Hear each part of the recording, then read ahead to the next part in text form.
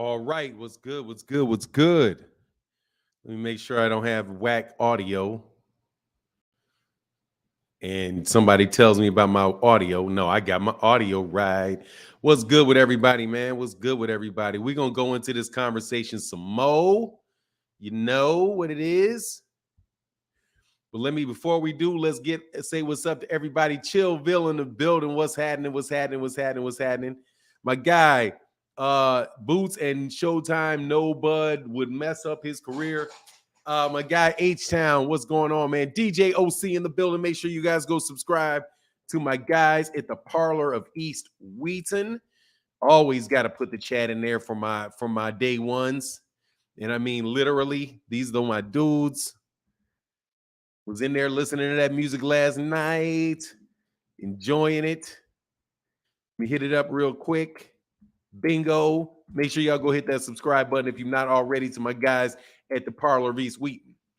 What's going on? Chillville in the building. Yes, sir. Hit that like button. Cadillac 634, Will Rogers. Sundown the challenge, Sundown the legend. What's happening? Best hand. Hey, I appreciate that, man. I heard a really good show last night, though.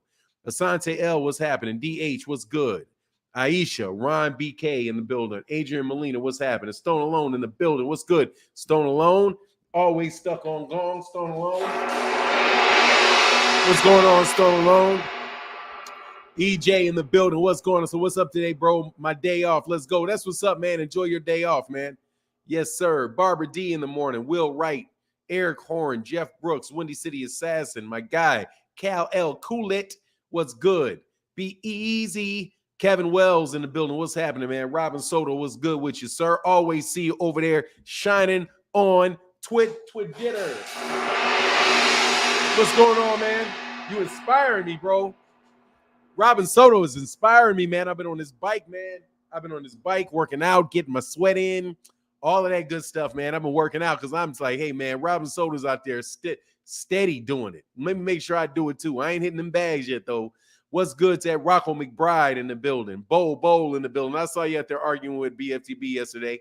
Big Block, what's going on? Rocco McBride said BB, I don't know who BB is, did Boots wrong. How did somebody do Boots wrong? I don't know. I don't understand that. You got to explain that a little bit more specific and clear. Alden Johnson, what's going on, man? Kevin Jenkins in the building. What's happening?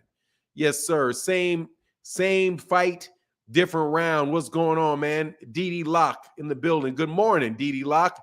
I don't think I've seen you on the channel before, DD Locke. If I have, if you've been here before and I didn't see you, my apologies. What's good, family? Good to see you, man. Make sure you keep on coming to the chat. My guy, Monday Effort in the building. What's happening? Pro Box.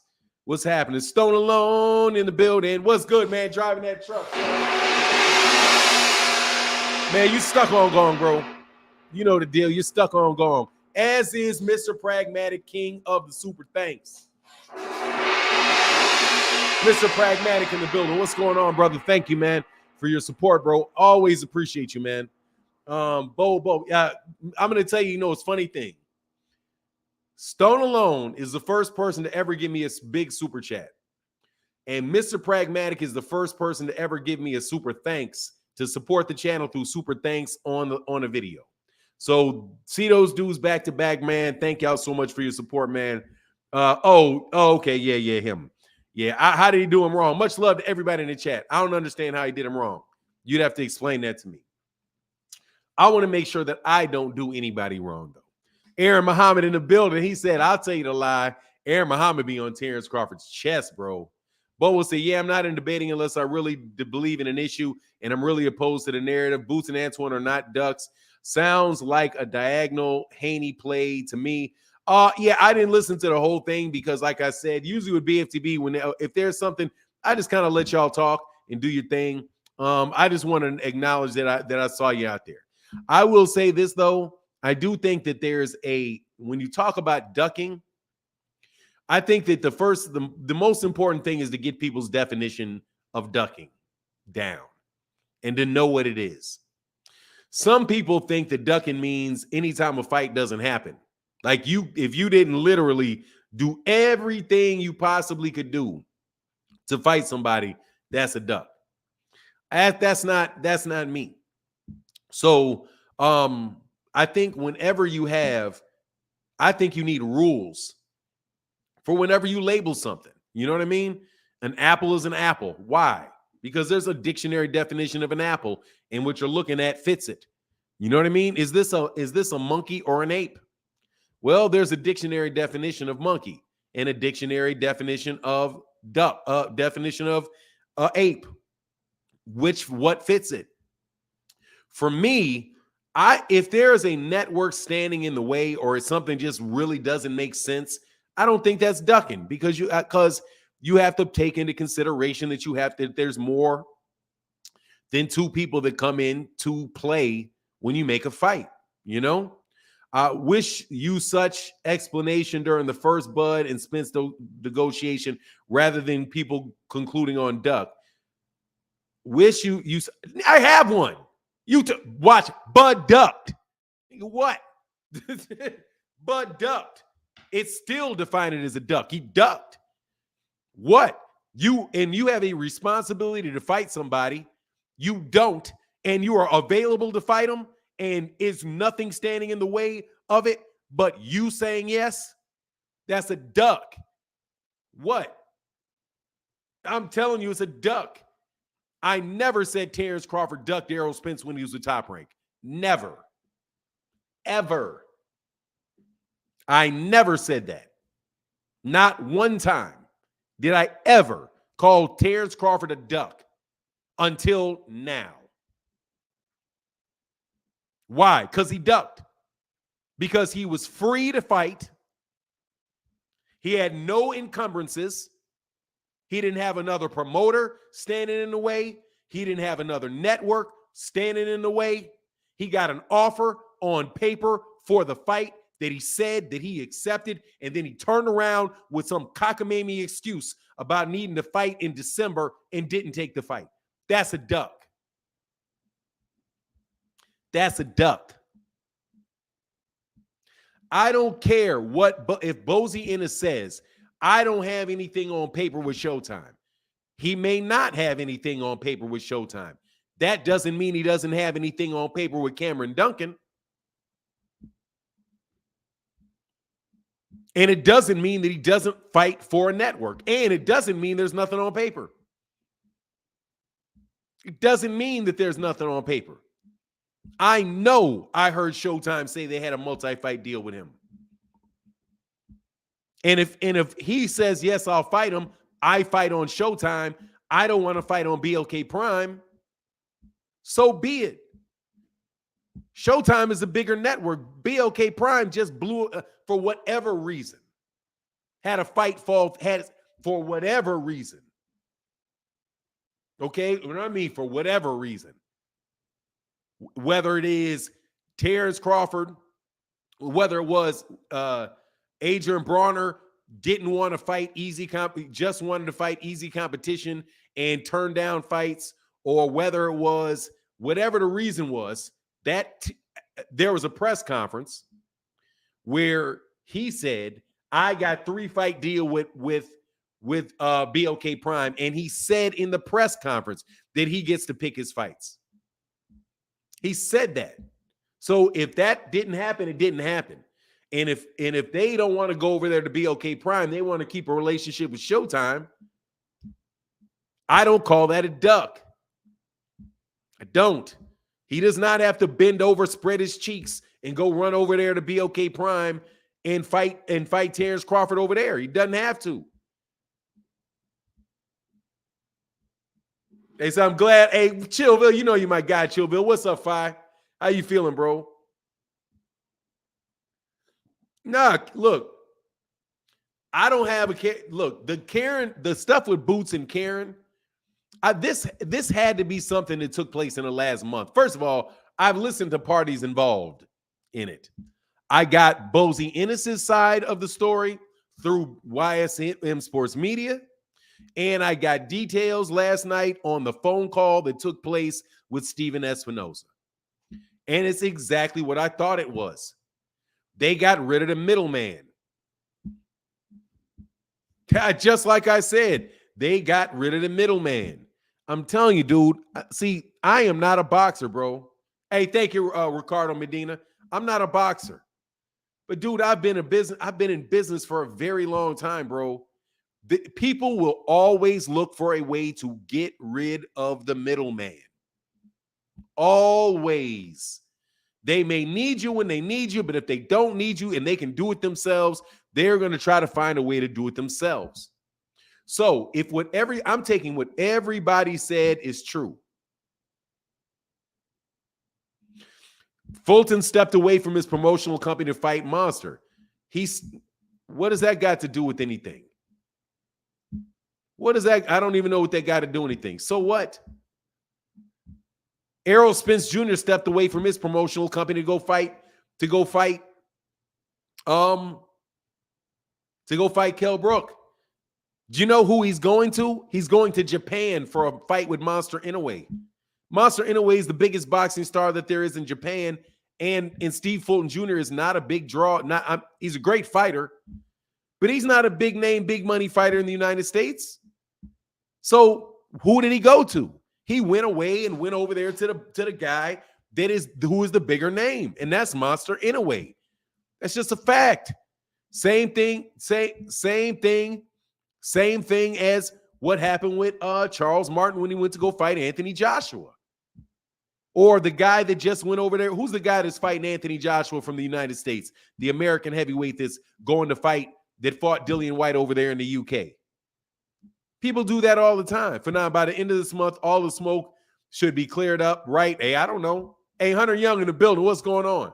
Bottom line is that we don't know we don't know what Espinoza and Bud talked about. Espinoza and Bud could be working on a 3-fight deal. We don't know. Let me tell you what I do know from all parties involved. I don't like saying people's names, bro. I really, really do not, especially people that call me liars. So if there's anything that I have personal against anybody or anything that's in this, it's because I don't like being called a liar. And I don't like sneak disses. I don't like any of that stuff. Because for the most part, I don't do it. I stay in my lane. So just be clear, I don't like it. And I am a human being, bro. So I ain't got to be nice if you out there dissing the shit. You dissing me, I ain't got to be nice. However, because I play by the same rules other people play by. And I mean it. Once I know the rules, the change of the game, the rules of the game change, I'm going to play by the rules of the game. If I'm in a fight with you and we think it's a fist fight and you pull out a bat, dude, I'm going to grab me a shiv. No joke. Like, I be one of these dudes. That's why I don't want to box. Because all you dudes is doping. Dog, please, you better understand I'm going to. There's no way. You elbow me in a fight, dude, I'm elbowing you right back as soon as you do it. So let's be very, very clear about that. However, now I'm not calling you Hunter Young. No, Hunter Young, it's not you, bro. It's not you.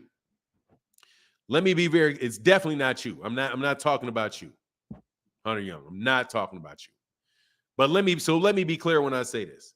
That's why I don't like to talk about anybody. That's why I don't like to bring up people's names. Because a lot of people talk real crazy about me. Real loose. What's going on, everything boxing? Real loose about me. And I'm very, very, I'm going to tell you right now, dude, you bite, I bite. You diss, I diss. You call me a liar, I will expose you for being one. Ain't none of this you're going to grab on me and do what you want to me. That, I promise you that's not happening. Okay? You name the rules. If you change the rules, if I see those are the rules you playing under, I'm playing underneath those rules. Immediately. Not later, immediately. Ray Dave said, Fanon, this is for being the coolest in the gang. Also, go easy. These clowns are going to test you and protect distractions to keep the heat off. Duck and arrow. These new media nonsense excuses. Hey, dude, no doubt about it. I got my cool. Thank you, brother, though. Big time, bro. Shout out to Everything Boxing, bro. So look, dude, I'm just flat out telling you. What's good for the goose is good for the gander. And I really, really, truly mean that because I believe that in life. Play under the rules, bro. If you ain't follow, you write down rules and you doing something else, those the rules written down are not the rules. The rules you play by are the rules I'm playing by. Because we keeping this even. However, that said, let me get back to this particular subject. And I'm telling you, because I got a lot of respect for certain dudes. So I want to make sure that you understand. I don't have a problem with BLK Prime. I wish BLK Prime nothing but success. However, dude, I've been in business for well over 30 years. Okay? This beard that I got on, bro, got going, dude, it is no doubt about it earned, bro. I am not guessing at what I'm saying about how business operates. If you are not necessary, people will get rid of you. For now, my grandmother always told me that. I mean it. This did not. I'm bald. I earned this baldness. I earned this beard. I've been around for a very long time. Early 90s, partner. I started learning rough business lessons right around 1991. Okay, it's 2022, bro. I've bartered many, many deals. I know what I mean. I brokered many deals. I know what brokering is. I know what your risks are. When Steven Espinoza has a phone call and he says, yes, you can have the fight, just give me all the money. Yeah, you can have the fight, you can air the fight, you can do all that, just give me all the money. Why is that? Noob, do you prefer Super Chat or Cash App? I prefer what you prefer. I see Chillville.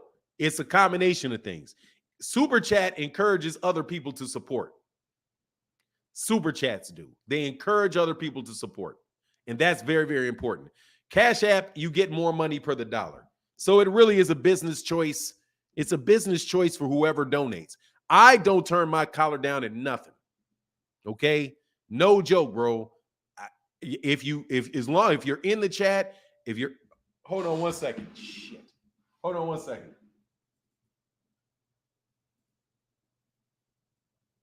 Give me 1 second, man. I'm sorry. I didn't mean to cuss. I didn't mean to cuss. Yeah, I slipped on that one. My bad. Okay. Yeah, I slipped up. Glad you said that. So, and let me get this next chat. Keys to the Game Boxing says, salute Fanon in chat. I'm driving, but I'm locked in. Shout out to the usual suspects. Absolutely, bro. Much love.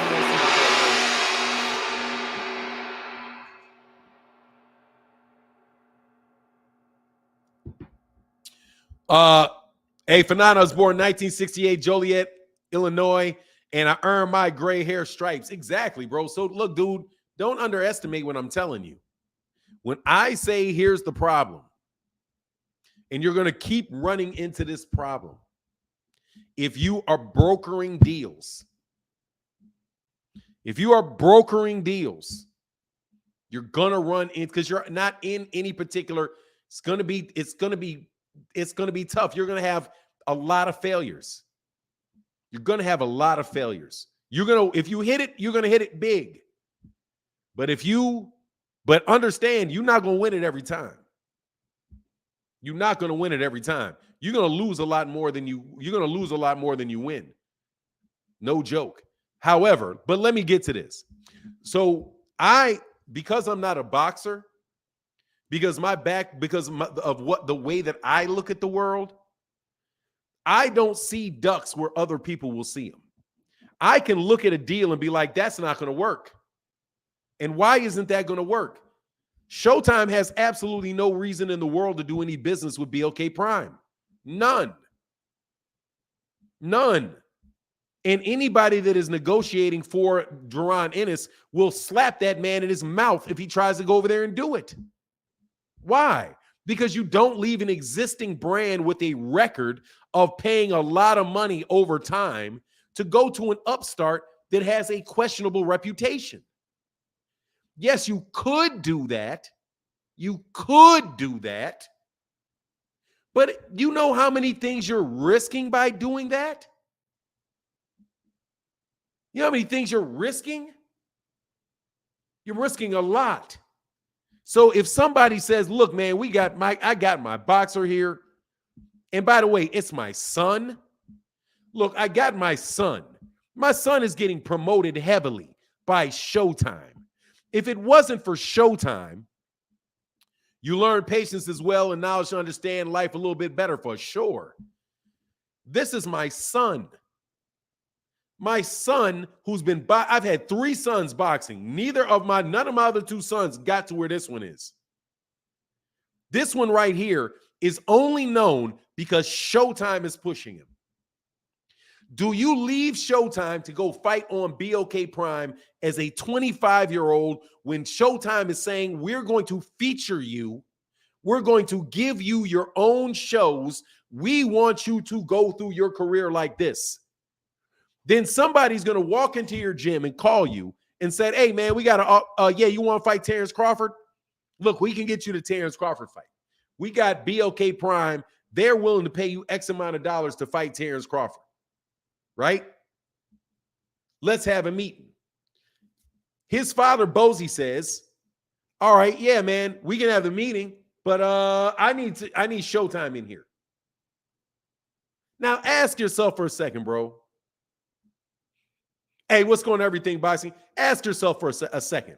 Why would Bozy Ennis want Showtime in the room? Just think.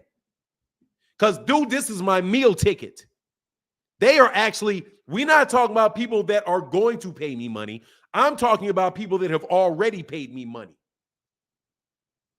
I'm already negotiating with him. Dude, Dewan, shut up. I'm not interested in talk. Shut up. I don't need for you to tell me what I already heard. I don't need for you to tell me what I already heard.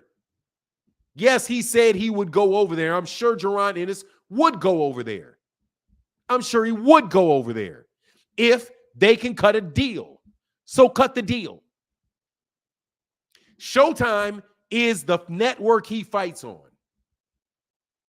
So, yeah, I'll go over there. Steven. See, this is what you call good business. Oh, BOK Prime, you want to talk to me about fighting? No worries. I'll talk to you. I love it. Hey, Steven, can you come and sit in on this meeting because BOK Prime wants me to fight for them? There you go.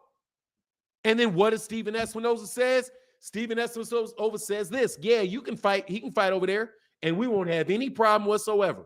Free and clear. Go ahead and do it. Because that's what Steven Espinoza said. Steven Espinoza said, yeah, you can do it. This is according to somebody who was on the phone. I'm not going to repeat their name. This is somebody that was on the phone and heard the meeting. He had a live stream last night. It's on internet. You can listen to it. He said that Steven Espinoza said, yes, you can do it, but you're going to have to give me all the money.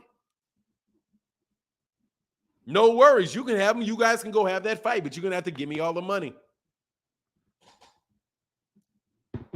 So it was a bad business decision it was a good business decision for Showtime. It was a bad decision. It was a bad business decision for BOK Prime. So it didn't happen. And then Steven Espinoza, according to another one, then Steven Espinoza called Terence Crawford about the fight with Jaron Ennis. And after that, radio silence. Should I repeat that? Let me repeat that. Because these are people that were somebody that was in the meeting, that listened to what was said. Because I'm repeating what was said by the person that was in the meeting. Give me all the receipts for the fight. You give me your revenue for the fight. Yes. Why would that be? I don't know. All I'm telling you is what somebody that was in the meeting said took place. Steven Espinoza said, yes, Jaron Ennis can go fight on BOK Prime. This is what we want in exchange. We want the money from the fight. Why? I do not know. I don't know why he said that. But you know what that is? That's cutting out the middleman. Like I told you. That is keys to the game boxing, brother. Thank you so much, bro. That's called cutting out the middleman. Yeah, you want it? No worries. Just pay for it. As long as I get my money, go ahead.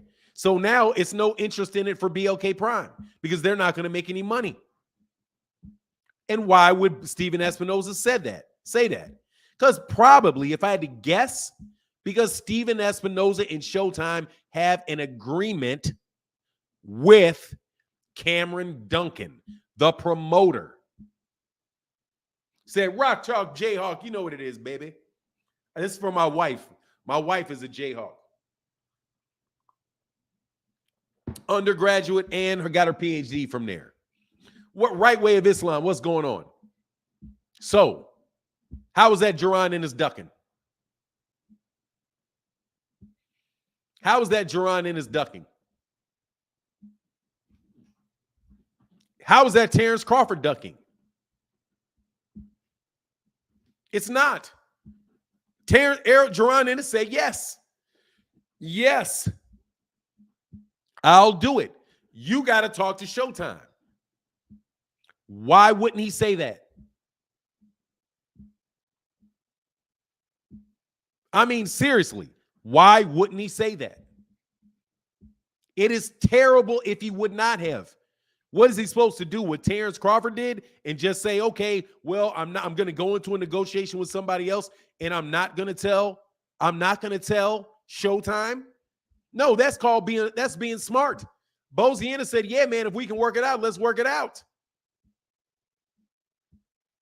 Yeah, if we can do it, let's do it. All right, get in the room. BLK Prime, here's Showtime. Let's talk. Showtime talks to BLK Prime. They both decide it doesn't work. That's according to a guy that was in the ring. That was in the room.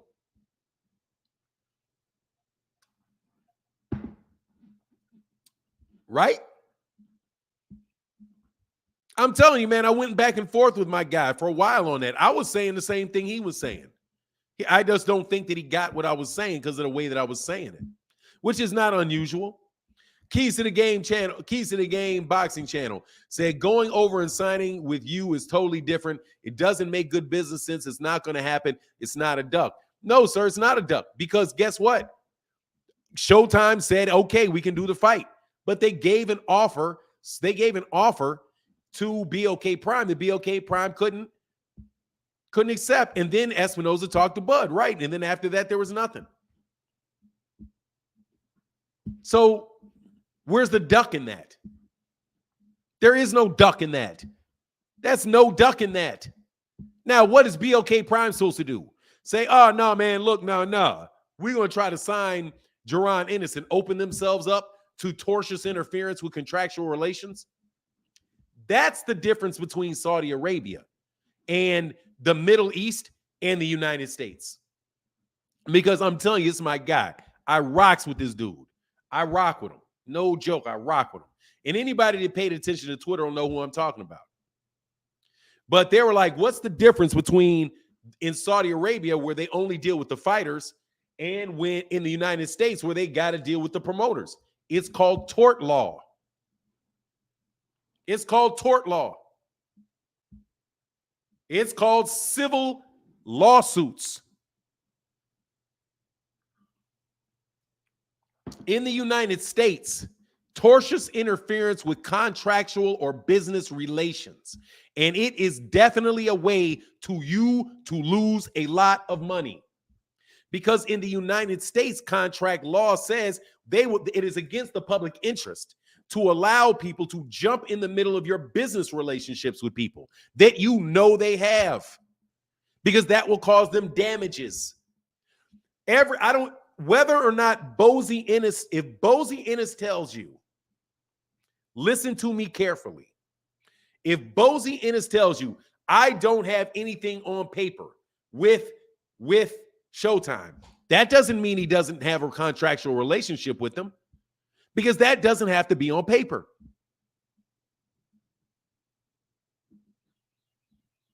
No, they're not pushing. I'm telling you, he's a very bright guy that knows what he's talking about. And I'm not disagreeing with at all. No, get me right. I appreciated the conversation because it gave me more clarity. But I can also give you clarity. Just because Bozy Ennis says he doesn't have anything on paper does not mean Showtime does not have a cause of action against you for tortious interference with contractual or business relations. It doesn't, because not all contracts are written down. There's only certain kinds that have to be written down. Also, just because Bozy doesn't have anything with him doesn't mean that Cameron Duncan doesn't have anything and that he doesn't have something with Cameron Duncan. Also, he's not going to tell you all his business. How you know Bozy Ennis is just going to start pouring out all his business? Oh, yeah, let me tell you who I'm in a relationship. I got a contract with this guy. He pays me this much. He does me that much. He does me this much. He pays me that much. You don't know if he's telling you everything. But the reason why you have to deal with promoters, and the only reason that I can see why Steven Espinoza named a price for him to go over there is because Steven Espinoza feels that they have to pay him in order to do that. They've spent a lot of money on Jaron Ennis. They have a lot of sunken cost in Jaron Ennis. Jaron Ennis isn't headlining cards yet. Jaron Ennis is fighting on other guys' undercards and getting paid, isn't he? He fought on Jermell Charlo's undercard. He fought on Gervonta Davis's undercard. They're getting paid money, and they're not getting that money back in ticket sales yet. They're developing this young fighter. So if he's going to let him go, he's saying, no worries, give me all the money for the fight. Give me all the money back that I invested in him. Easy. Just like if Floyd Mayweather Jr. wants to leave and go over there, go to fight on Showtime and leave Bob Arum, or go somewhere else and leave Bob Arum, no worries. Give me $750,000 in cash. Give me my money back that I invested in you. Give me my sunken cost back. I've invested in you. I've put money down on you. You can't just get up and go wherever you want. You can't just get up and leave without paying me my money. Dude, a lot of boxers can't do that. If they sign to a manager and a manager gives them an advance and a manager is paying their way, putting them on cards, growing their name, once their name gets big, they can't just fly the coop and go to a competitor. And maybe Bozy knows this. And that's why he said, yeah, bring Showtime in. What? This is not, how do you ignore all of that and just call it a duck? As if this man himself decided not to fight Terence because he wouldn't put himself at risk for a gigantic lawsuit? Yeah, going over there and do that and put yourself at risk for a gigantic lawsuit, lose everything you earn, lose every dime you make in the fight in order to fight Bud and be a man about it. Man, huh? No, dude, that's not that. See, that's what I'm saying. It's important that you define what a duck is. League said, hey, why do people feel like fighters should leave those making them successful in order to appease someone who seems like they don't mind burning bridges? Hey, man, look, again, we got to define what we mean by duck. When I call somebody a duck, it's because they are free and clear. Terence Crawford was free and clear to fight Errol Spence Jr. Free and clear. His contract was expired with Bob Arum. Bob Arum was not in the way at all. At all. He didn't have a contract with anybody. He could take that Terence Crawford fight. He could take that Errol Spence Jr. fight. He was his own boss. He didn't have any other encumbrances preventing him from doing that.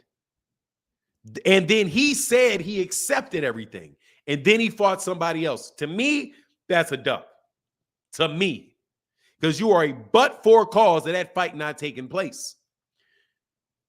That situation where you know Showtime has a lot of money sunken into Jaron Ennis, and Bozy Ennis says, "Hey, I need Showtime involved." All I say is, first of all, that's good business from Bozy. That is quality, grade A. That's grade A grown man business right there. If I'm doing business with somebody, if I'm doing business with somebody and somebody else wants to do business with me, I'm going to let the person know I'm doing business with know, hey, man, I'm going to let you know what's going on. You're not going to hear this through the woodwork. You're going to hear this straight from my mouth. And you guys going to act like he's not supposed to do that? Why would he bring Showtime in? Why wouldn't he bring Showtime in? On top of that, let's talk about negotiation. And the fact that if he wants to fight him, Showtime may be able to pay more money to Bud than BLK Prime is. Right?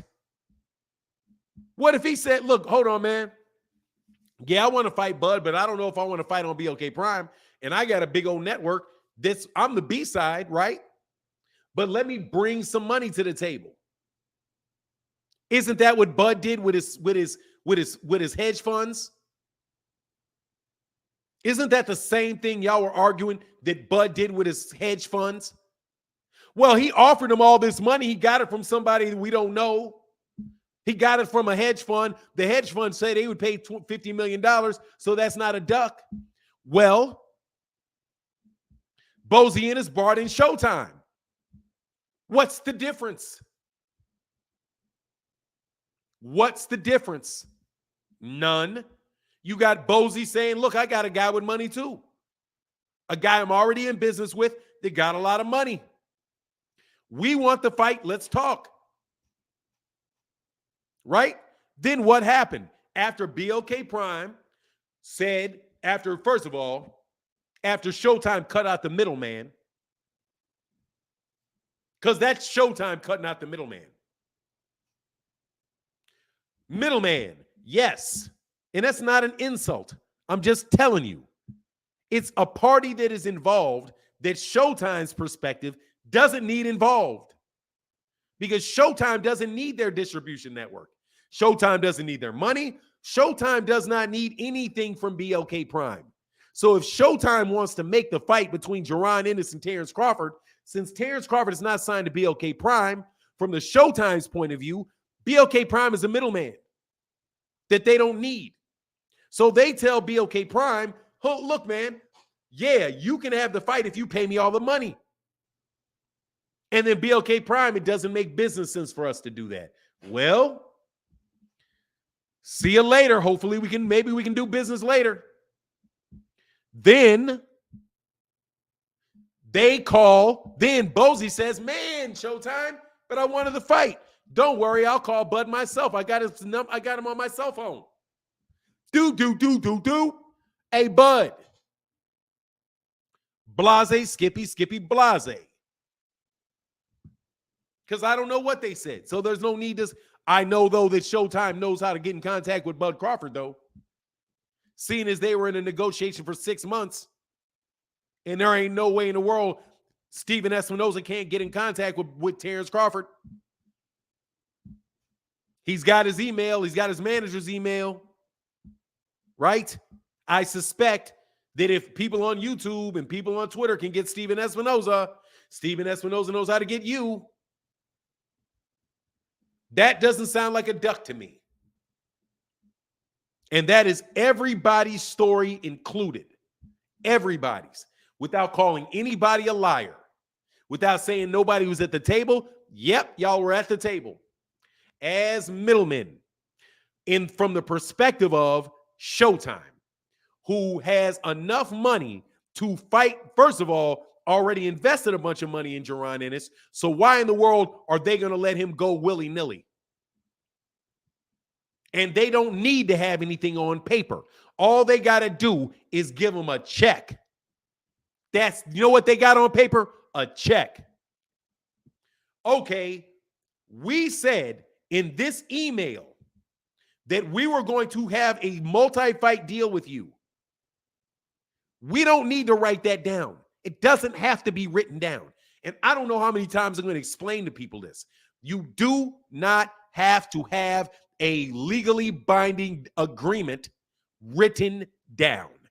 You don't need that. That is something to provide clarity if you ever have a dispute in a court of law.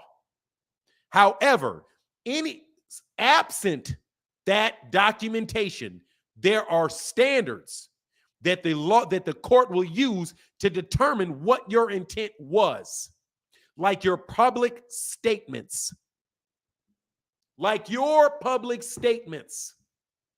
Monies paid.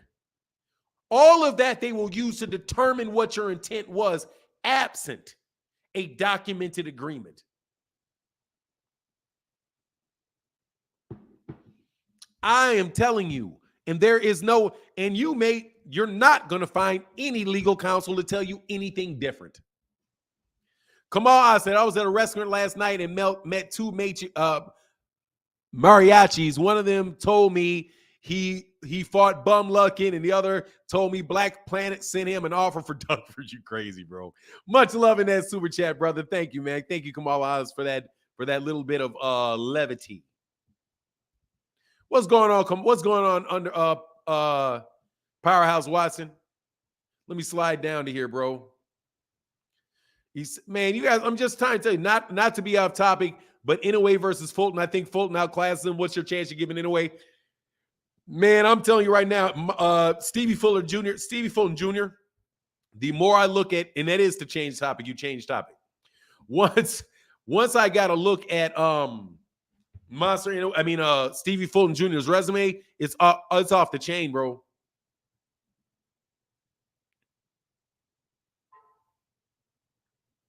It's off the chain. Stevie Fulton Jr. is no joke. Neither is Monster Inouye, but we'll see what happens. I give them both. They both got a chance to win. Monster Inouye, will try to box you. He can slug. He's moving up a weight class. But Gervonta, but Stevie Fulton Jr. has already proven he can deal with guys that get aggressive with him. He can deal with boxers. Man, he's just an all-around really, really good fighter, man. LAE Boxing. Thank you so much for your support. Or actually, thank you for the comment. But let's get back on this, man. Because I'm serious, man. This has got to be explained. And I ain't got any grudges. Well, I ain't gonna lie. Some cats, I'm telling you, I don't really like you. I don't want to lie about certain things. Because some cats, dog, I'm really not feeling it. But it ain't on me. However, as far as this particular conversation goes, I will explain it to you again.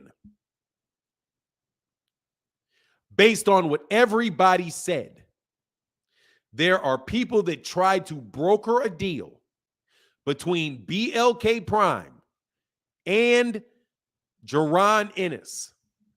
And this is what they did. They went to Bozy Ennis and were trying to get the Terence Crawford, Jaron Ennis fight. And they've been trying to do that for a while, right? To get Jaron Ennis, not just to fight Terence Crawford, but they also, now watch, I'm going to give you the names that were given. They approached Adrian Broner. They approached Terence Crawford. They approached Demetrius Andrade, and they approached Jaron Ennis. Those are four people that were approached to fight on BLK Prime. Not just to fight each other, but people that they wanted to approach in order to get them to have fights with BLK Prime. And this has been going on a while. Now, who is saying this? People in Boots' camp. People in Boots' camp said this. I'm not naming names, even though they're not hard to find at all. Cal L. Coolit said, appreciate you breaking that down. Cats out here wilding with that duck talk. Now, we're going to break it all the way down. Much love in that super chat. Because none of these guys are saying that, by the way, none of these guys are saying Boots ducked. None of these guys are saying, none of them are saying they ducked.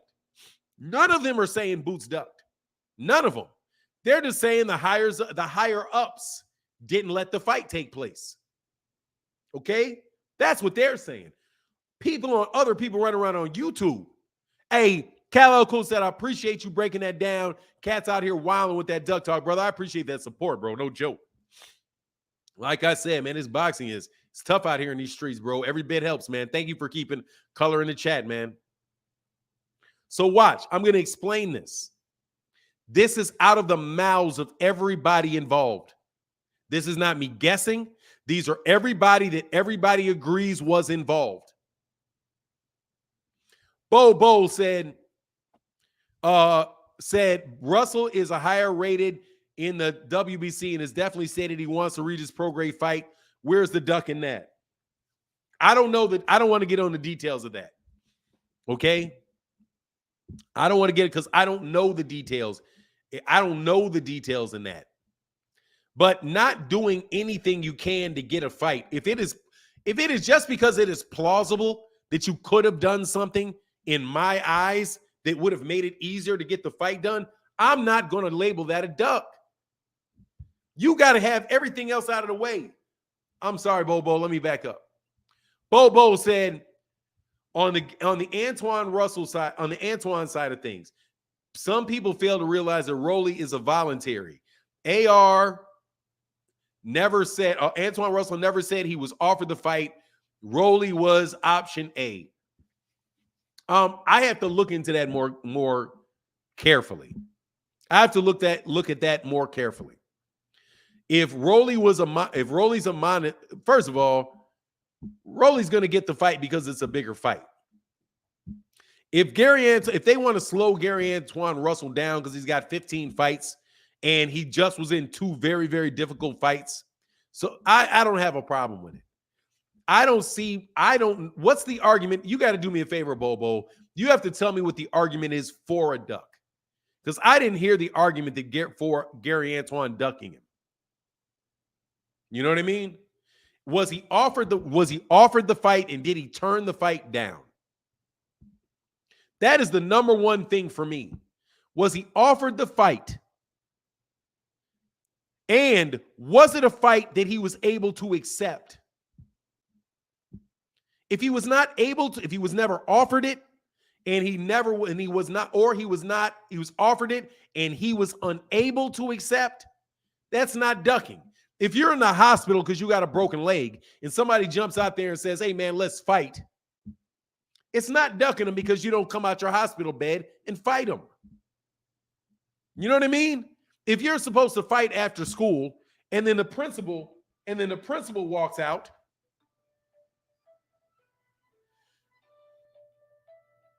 and the principal walks out in the middle of you trying to start it, or the police come and break it up, that's not a duck. Oh, man, he didn't fight. What? The police, he got arrested. How is he supposed to fight? He got arrested. You know what I mean? There's scenarios like, yeah, but dude, yeah, you just got to tell me what the argument is and just tell me it and not in a loaded way, and then I can tell you whether I agree with that or not. I don't know that I've heard Gary Antoine Russell has ducked everybody. You got to understand that I'm somebody that only puts that label on people under certain circumstances. And it's when you have the ability to take the fight and you say no. You know what I mean? And by the way, you also have the responsibility to take the fight. If say Canelo Alvarez is offered a fight with Andre Dirrell. If there's some people that would say if Anthony Dirrell jumped into the face of Canelo Alvarez and said, let me fight you, and Canelo says no, that means Canelo ducked him. No, because he didn't have any reason to fight him. He just came off of a knockout loss, right? He came out of a knockout loss, and on top of it, he's not a mandatory. I mean, does he have any obligation to fight the guy? Is he a champion in the division at the same time? You know what I'm saying? Also, what if you're a prospect and you're not ready? Are you ducking the champion? You know what I mean? Like, oh, man, let me see. Gary Antoine Russell was offered a fight with Canelo. And Gary Antoine doesn't take the fight. Did he duck Canelo? He's at 130. Canelo Alvarez is at 168. Or take Canelo out of it. David Benavidez calls out Gary Antoine Russell. Is Gary Antoine Russell ducking because he won't go up to 168 pounds and fight David Benavidez? You know what I mean? So, like, for me, it's, first of all, it's an insult. The word duck is an insult. It really is. So, I mean, I think people just applying it just way too much, bro. Way too much. Bobo. Oh, I got that, Bobo. Okay, and Gary Antoine is higher in the WBC and definitely stated that he wants Regis Prograis fight. Where's the duck in that? I mean, look, man, a lot of cats throw a lot of ducking around. I'm telling you, there's cats that they called Lomachenko a duck and Teofimo Lopez a duck, even though they had other mandatory fights in other unifications. I don't know how you call that a duck when a man is fighting the unification fight. Because he doesn't fight the guy that you want him to fight. You know what I mean? It's too much for me. Kamal I said BLK Prime tried to pay Boots and pesos. Bozy declined. Nah, dog. I'm telling you what has now officially been said by cats in the room that nobody will deny was in the room. Ray Davis said, see what Bud did? Now duck is exclusively used for every reason, a fight not happening these days. Duckbird exists, not ever. More than ever. No. That's Devin Haney. Don't put that on Terence Crawford. Don't put that. Devin Haney is the reason that duck is used for everything. You know what I'm saying? God, dog, this man called everybody a duck, and his fans just are 100% behind it. Like, man, eat it. How did Lomachenko duck you again? Like, I'm still waiting this. That is not as mandatory. Being the number one contender in a division does not make you the mandatory. That is completely and utterly inaccurate. Virgil Ortiz was the number one rated guy with the WBO, and he was never Terence Crawford's mandatory. Never. You were not the mandatory until it was ordered. Hold on one second, though, man. Let me go down and make sure I didn't miss anything. Heather E, what's good? What's good? Rise Podcast in the building. What's happening? For people that said Gary got an offer, when and how much was it? Look, I don't even know. I don't want to get on that Gary Antoine Russell stuff because I'm not fully abreast of that. I know 100% right now what everybody said about this Jaron Ennis thing. And let me go, see how people spread rumors then get quiet when asked for specifics? Because people want to talk about what's going on. OG Big Blunts in the building. What's going on, Fi? Look, man, I can't talk about anything that's behind closed doors. Anything that you hear behind closed doors, you can't bring into a public conversation. You can't. Unless you are willing to divulge it.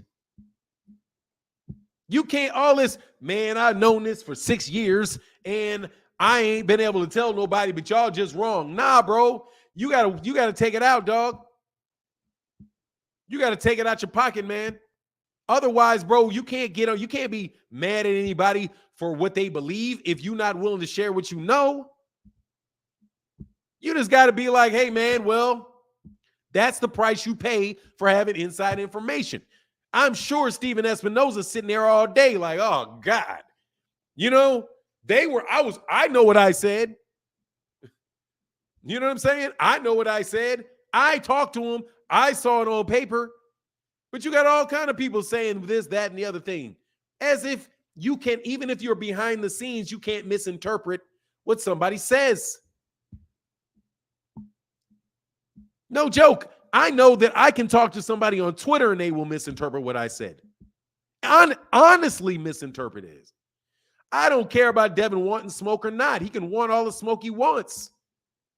Hey, Ray Davis, wanting to smoke, so what? Since when do people get credit for wanting stuff? You know what I mean? I want $1 billion. I don't have it. Who cares? You do not get credit for wanting things. Everybody wants it. Everybody wants it. Errol Spence wants a Canelo fight. No joke. People want it. You don't get credit for what you want. Oh, it's a duck because Devin wanted it.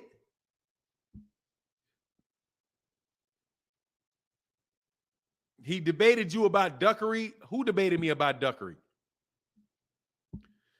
I don't know who debated me about duckery. But look, let me get back on this Jaron Ennis thing, because I'm going to go through this again slowly. Boots didn't fumble nothing. How did Boots fumble a bag? What bag? What bag did he fumble? Y'all just making stuff up. Now he fumbled a bag?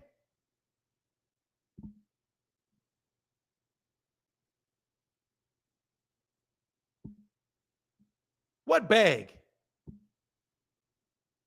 What bag? Oh, okay. I'm sorry. I'm about to say, I thought you were on me. Sorry about that, upper echelon. Sean Clark said, oh, hey, salute OG. Is it funny to you that all the news favoring Bud has been dropping all week? Seems like a campaign to save face and from Bud's camp to me. Look, for me, I think that people jumped on something that it was interesting to me how this goes down, bro. Because this is Bozy saying, an interview that Bozy had saying that Terence Crawford didn't want to fight him. And they took from an interview where Bozy said Terence Crawford didn't want to fight Jaron to, Jaron ducked Boots. Jaron ducked Terence Crawford. And I was like, how did you get from Bozy sitting there saying, to me, Terence Crawford didn't want to fight us. He went around us. And then while he was saying this, he says, we talked to Terence Crawford's, we talked to BLK Prime. And we were told this by the people at BLK Prime. We were told that by the people at BLK Prime. We were told that by the people at BLK Prime.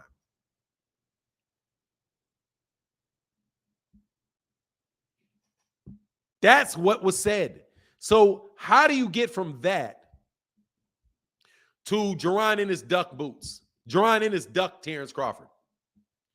They say because BLK Prime offered him a fight and he didn't take it. Now, let me tell you, nobody associated with that said that Jaron Ennis ducked Terence Crawford. Nobody.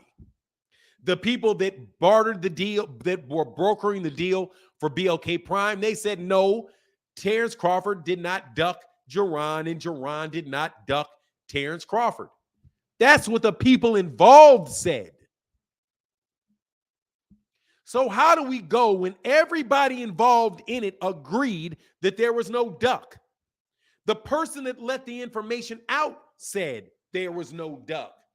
How do we get to there's a duck?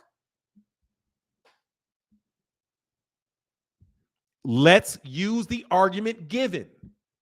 Because Jaron Ennis and Bozy said, no, okay, we will talk to BLK Prime. Showtime needs to be in the conversation.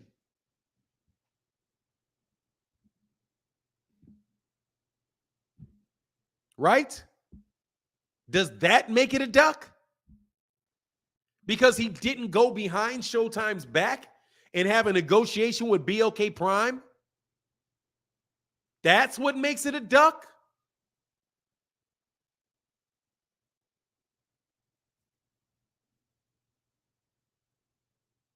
How does that make it a duck? It doesn't. If Showtime hears what is being offered to BLK Prime, to Jaron Ennis, and they have say-so over whether or not the fight can take place, or they can offer Terence Crawford more money for the fight, either scenario, that is a smart business move on the part of the manager and the team of Jaron Ennis.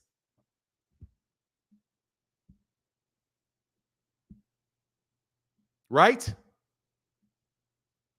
Isn't it? So then what do they say took place in the meeting?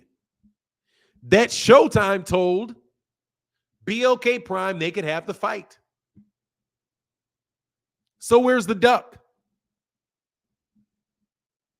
Where's the duck? Showtime, according to people in the room, said you can have the fight.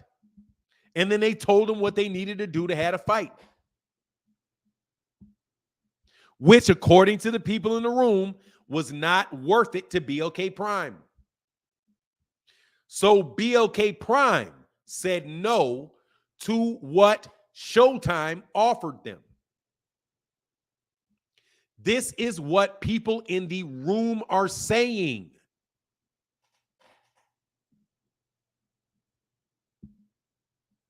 So, by your definition, to the people that are telling me that's a duck, Terence, actually, watch this.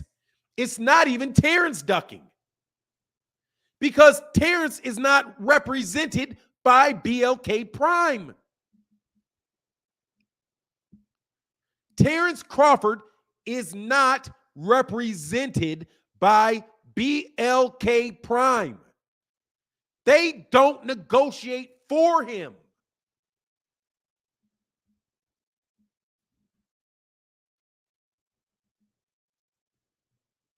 At all. They are brought into the conversation by people that are brokering the fight. They are trying to organize the fight. They are trying to get all involved parties, get them in a room so that all of the involved parties can agree to something and they can be involved.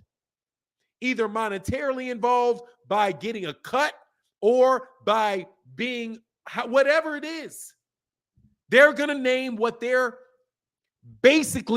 finder's fee is. And their finder's fee can be in money. It could be in participation in the event. I don't know what they're getting out of it. But that's what it is. Because that's what everybody says it is. Fanon, called up Bozy Ennis. Watch me. I'm going to put myself in those shoes. I myself called up Bozy Ennis and said, Bozy, we want to have a fight between, no, that's not BFTB, did not start this argument. I was hearing it by a bunch of people. I have no problem with BFTB is saying. That's BFTB. Don't pull me in that. I'm talking about what a bunch of people have been telling me. I get thousands and thousands of messages a day. I do not have to listen to anybody's channel to hear this. These are Terence Crawford. These are Errol Spence. These are a bunch of cats. Terence Crawford fans, PBC haters, Jaron Ennis. It's all over the place. If I, myself, Fanon International Boxing, called up and said, and I have somebody called, Triller. I have a relationship with the president of Triller. That's my guy, right? Triller sponsors my channel. Every time you see a comment, it says right up there at the top, sponsored by Triller. So I have a business relationship with Triller, where Triller says, hey, Fanon, if you can call some boxers that you know and you can get them to fight on my network, I will do X for you. Okay, and I will pay your expenses to get there. If you need to fly to go there, if you Got any expenses to get it done? I will pay for all of that. Right? Triller and me have this relationship. That's my business partner. And then I go call Errol Spence. Matter of fact, let me do this. And I go call Errol Spence. I go call Derrick James because I can call Derrick James. I can reach out and talk to Derrick James. I can reach out and call Errol Spence Sr. on my phone. This phone, I have their numbers. Okay? I can go blip, blip, blip, blip, blip. Hey, Errol Sr., I got Triller that wants to cut a deal with Errol to fight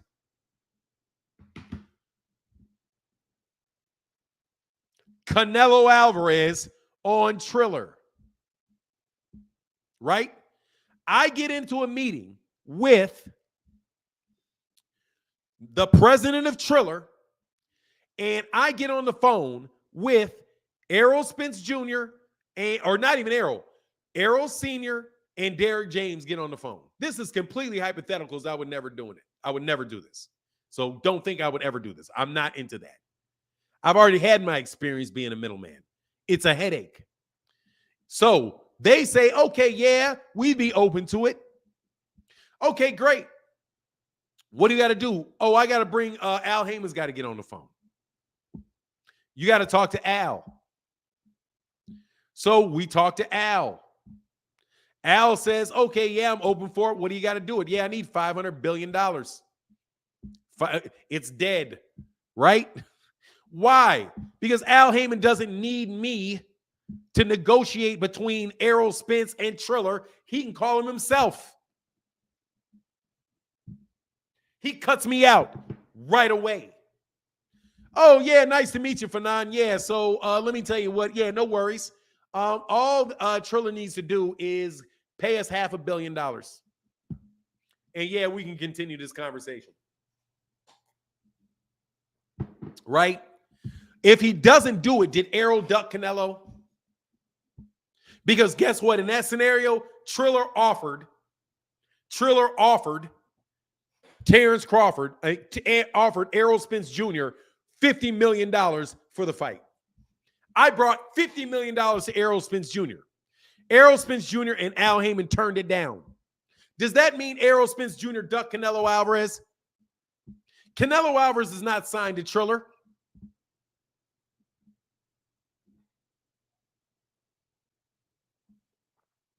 That is a brokered deal. So that's why I asked, was there ever actually a conversation between Jaron Ennis's team and Terence Crawford directly? You're forgetting that Jaron Ennis has no contract with at all with Showtime. I'm not forgetting that. I already addressed that. First and foremost, he didn't say he didn't have a contract. He said he didn't have anything in writing. That does not mean that he does not have a contractual relationship with Showtime. It means he doesn't have anything in writing with Showtime. But guess what? He has a promoter by the name of Cameron Duncan. And Cameron Duncan has a deal with Showtime. That's not the same thing at all. It's not the same thing at all. Not remotely the same thing. Not remotely the same thing. Not having a deal with Showtime, not having a contract with Showtime, and not having anything in writing are not the same thing. Not at all. Try that in real life. Try that in real life and see how far that takes you. Have somebody pay you $500,000 to build their house, give you the money, but never write down on a piece of paper that they gave you $500,000 to buy a house. And then when they take you to court and they show you that they paid that money, and then they show you the emails of you talking back and forth about you building a house, and then when they show you a tape of you on the phone saying, yeah, I agree to build this house, You think you're going to get out of the $500,000 because it's not written down on a piece of paper? Dog, I'm so sick of y'all acting like you know what a contract is. You have no clue. That's not how it works. There are only certain agreements that have to be in writing. Only certain agreements have to be in writing, and they are dealing with things that are statutorily required and things that are real property. You can't sell a house. I didn't say build one, sell a house without it being written down. You can't sell one. Statute of frauds. Thank you. I hate Orlando Pearson because now I got to look up statute of frauds because it's been so long. You do not have to have these things written down. Not all of them. It has to be. It has to be statutorily required or deal with real property. Sorry, you all are saying, I ain't got nothing on paper, does not mean you do not have an agreement. And I really wish y'all would stop acting like you know what you're talking about, because you don't. Go try that. Go try that out there with somebody acting as if just because you didn't write it down don't mean you don't owe them anything. A contract is an offer, it is acceptance, and it is consideration. That's what it is. And it has to be legally enforceable, which means it cannot be illegal. You cannot contract your life away because slavery is illegal.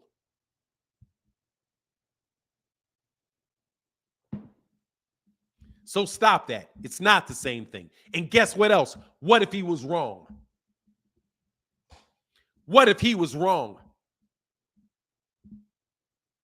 You think, and here, once again, I want to put a fork in this. Because no joking, this is no disrespect to anybody. It really isn't. The Middle East has an entirely different set of laws than the United States does. Completely different. You know why? Because they're a different country. And they are not descended from British common law. The law of contracts were established in Britain in order to make sure that rich people were able to enforce upon poor people their promises. There's different theories of contract and why it's in the public interest to make sure, at least in, what do you mean? No writing unless marriage, real property guaranteed, KS contracts longer than a year, executor, etc. Thank you to Orlando Pearson. That's what I said statutorily. Salute to my federal litigator on deck in the state, exactly, in the state of Georgia. That's why I said real property by common law, statutorily everywhere else.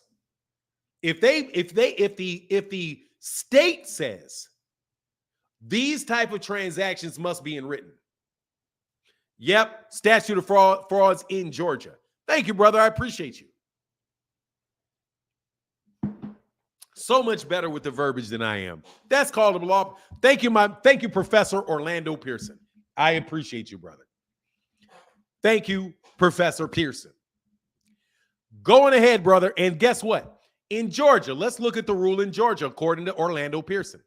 No writing unless marriage, which means they do not have common law marriage, real property, guarantees, contracts longer than a year. And guess what? A fight contract for an individual fight is not longer than a year. Executor, etc.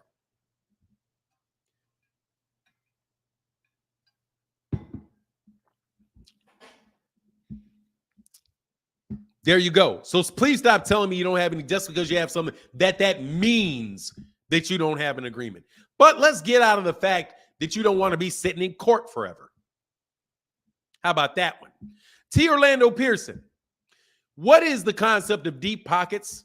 And is it or is it not true that people will sue you in order to drag your pockets into the ground, even to defend it? How about the fact that if Showtime or somebody as big as, I don't know, say Paramount Plus, thought that they had a vested interest, they will sue you and you will be fried because you will not be able to defend it in court because they got so much money and you ain't got none. T. Orlando said, I do it daily. Thank you very much. Sue you because they got the money to do it.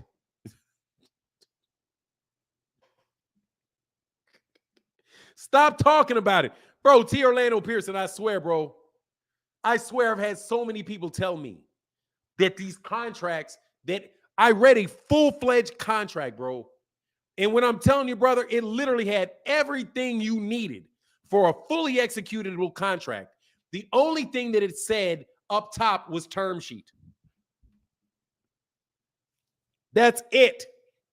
Other than that, there was a signature, there was money, there was a life, there was everything else there. But they put the word term sheet on the top. Dude, I wouldn't take that bet for nothing. Unless you tell me this is not legally binding upon either party. I don't even know. I don't even remember if there was a heading section in that, brother. I think, exactly, labels are irrelevant. You can call it toilet paper. I'm telling you.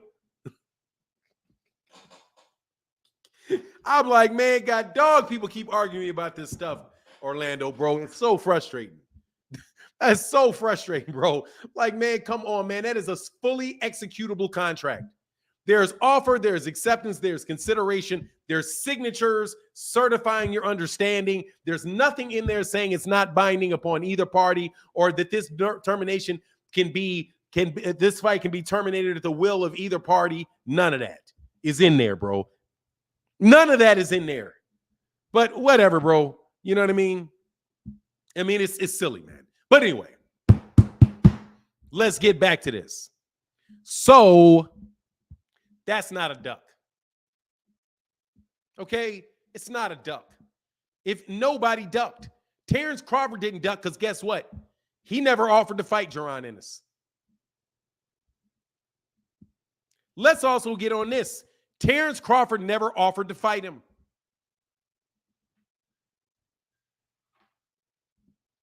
Let's say this again. Terence Crawford never offered to fight him.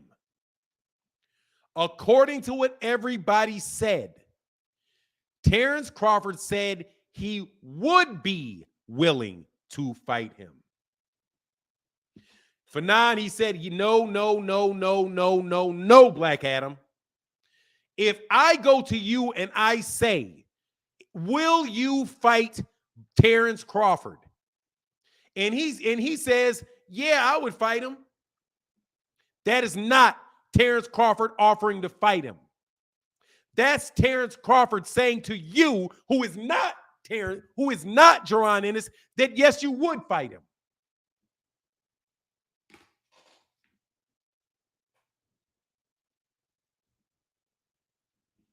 Yes, I would. If somebody walks up to a girl and it's not the dude, and the dude said, hey, would you sleep with this dude if he asked you? And, you know, he was wealthy and the deal worked. Oh, yeah, I would. And then you go to the other guy and say, hey, this girl said she would sleep with you if you did this. Will you do this? He said, oh, yeah, I would. They neither one of them offered to do it. They were talking to you. They were talking to you.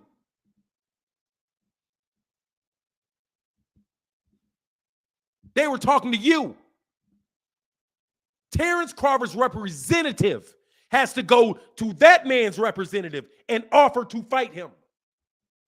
He doesn't get to tell a third party who asked him the question, who then goes and takes that response and goes ask somebody else.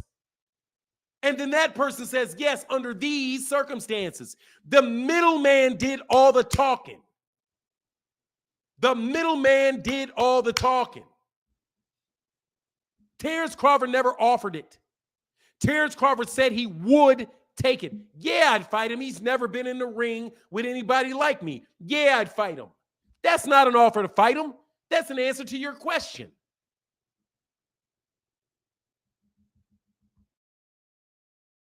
What am I missing?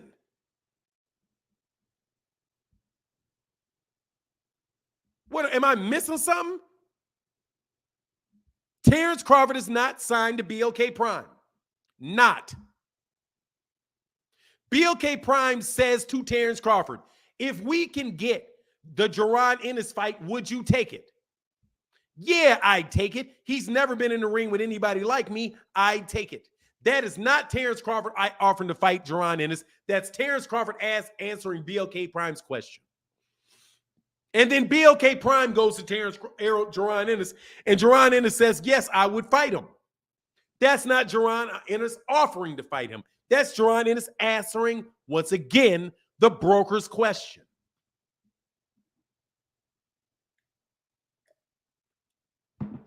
The only conversation that took place between people that were authorized to negotiate on the part of either party was when Stephen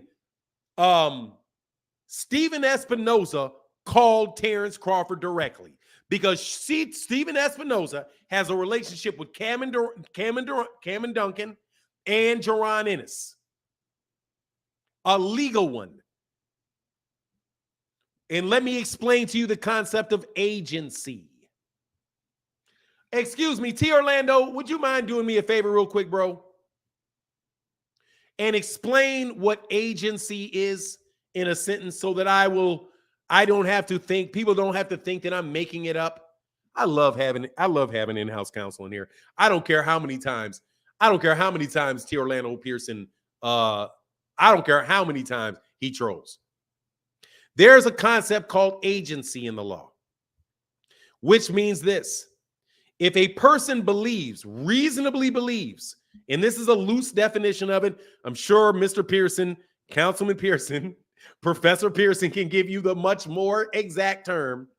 But if somebody reasonably believes, if a reasonable person in that person's situation or shoes were to believe that they represent a company, they can legally bind you. It's agency.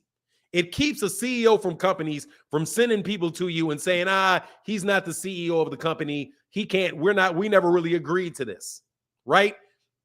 Agency. If they are your agent and they sign that paper, you're stuck. Because anybody would have believed that, generally speaking, okay? Like I said, we got a litigator here, so they have to go by the letter of the law. I'm giving you the general concept. So BLK Prime is not an agent of Terence Crawford, because everybody knows Terence Crawford is not signed to BLK Prime. Is that not true? That is true. Does anybody think that any YouTube channel here is a actual agent of Terence Crawford that is authorized to negotiate and enter him into agreements? No is the answer to that. No is the answer to that. No is the answer to that. No. Bomac, yes. YouTube channels and BLK Prime, no. They cannot offer a fight to Jaron Ennis on behalf of Terence Crawford, because they are not his agent, and everyone knows it. In order to that offer to be valid to Showtime or Jaron Ennis, it has to come from somebody that he knows is authorized to negotiate a deal. And Terence Crawford said, I'm a free agent. I signed a one-fight deal with BLK Prime. If you sign anything on the paper, any piece of paper that BLK Prime gave him, it would not bind Terence Crawford at all. So He did not offer him that fight. A broker offered him that fight. You guys can't win this. You can't win this. Zenith 360 said, Boots signed to Duncan and Showtime. Every veteran knows you have to approach their promoter first. Going behind a rep's back is how Red Cash and Hank Lundy fight with AB failed. It got Lundy suspended. It was a genuine offer. I'm telling you, you have to go to their representatives. You have to. Because in the United States, there's tortious interference with contractual and business relations.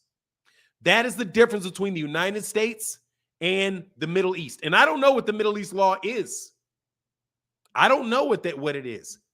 But it is distinctly different than the United States because some people aren't they a theocracy? Aren't they a theocracy? I don't even know. Aren't they a theocracy? T. Orlando said, yeah, that will get you sued ASAP. ASAP. Boom. You can't do it. What? And they will be stuck in court. Fanon, you can't use Orlando Pearson to just make it seem like, shut up, Black Adam. Dude, I have a legal background. That is a federal litigator, you moron. That man is a federal litigator. We're not asking you. We're telling you. We're lawyers. Shut up. Jesus. No. Dude, I am telling you how it works. I am not asking you. Bro, no disrespect to you. But dude, you cannot tell me what the law is. You don't know it. I mean it. You don't know it.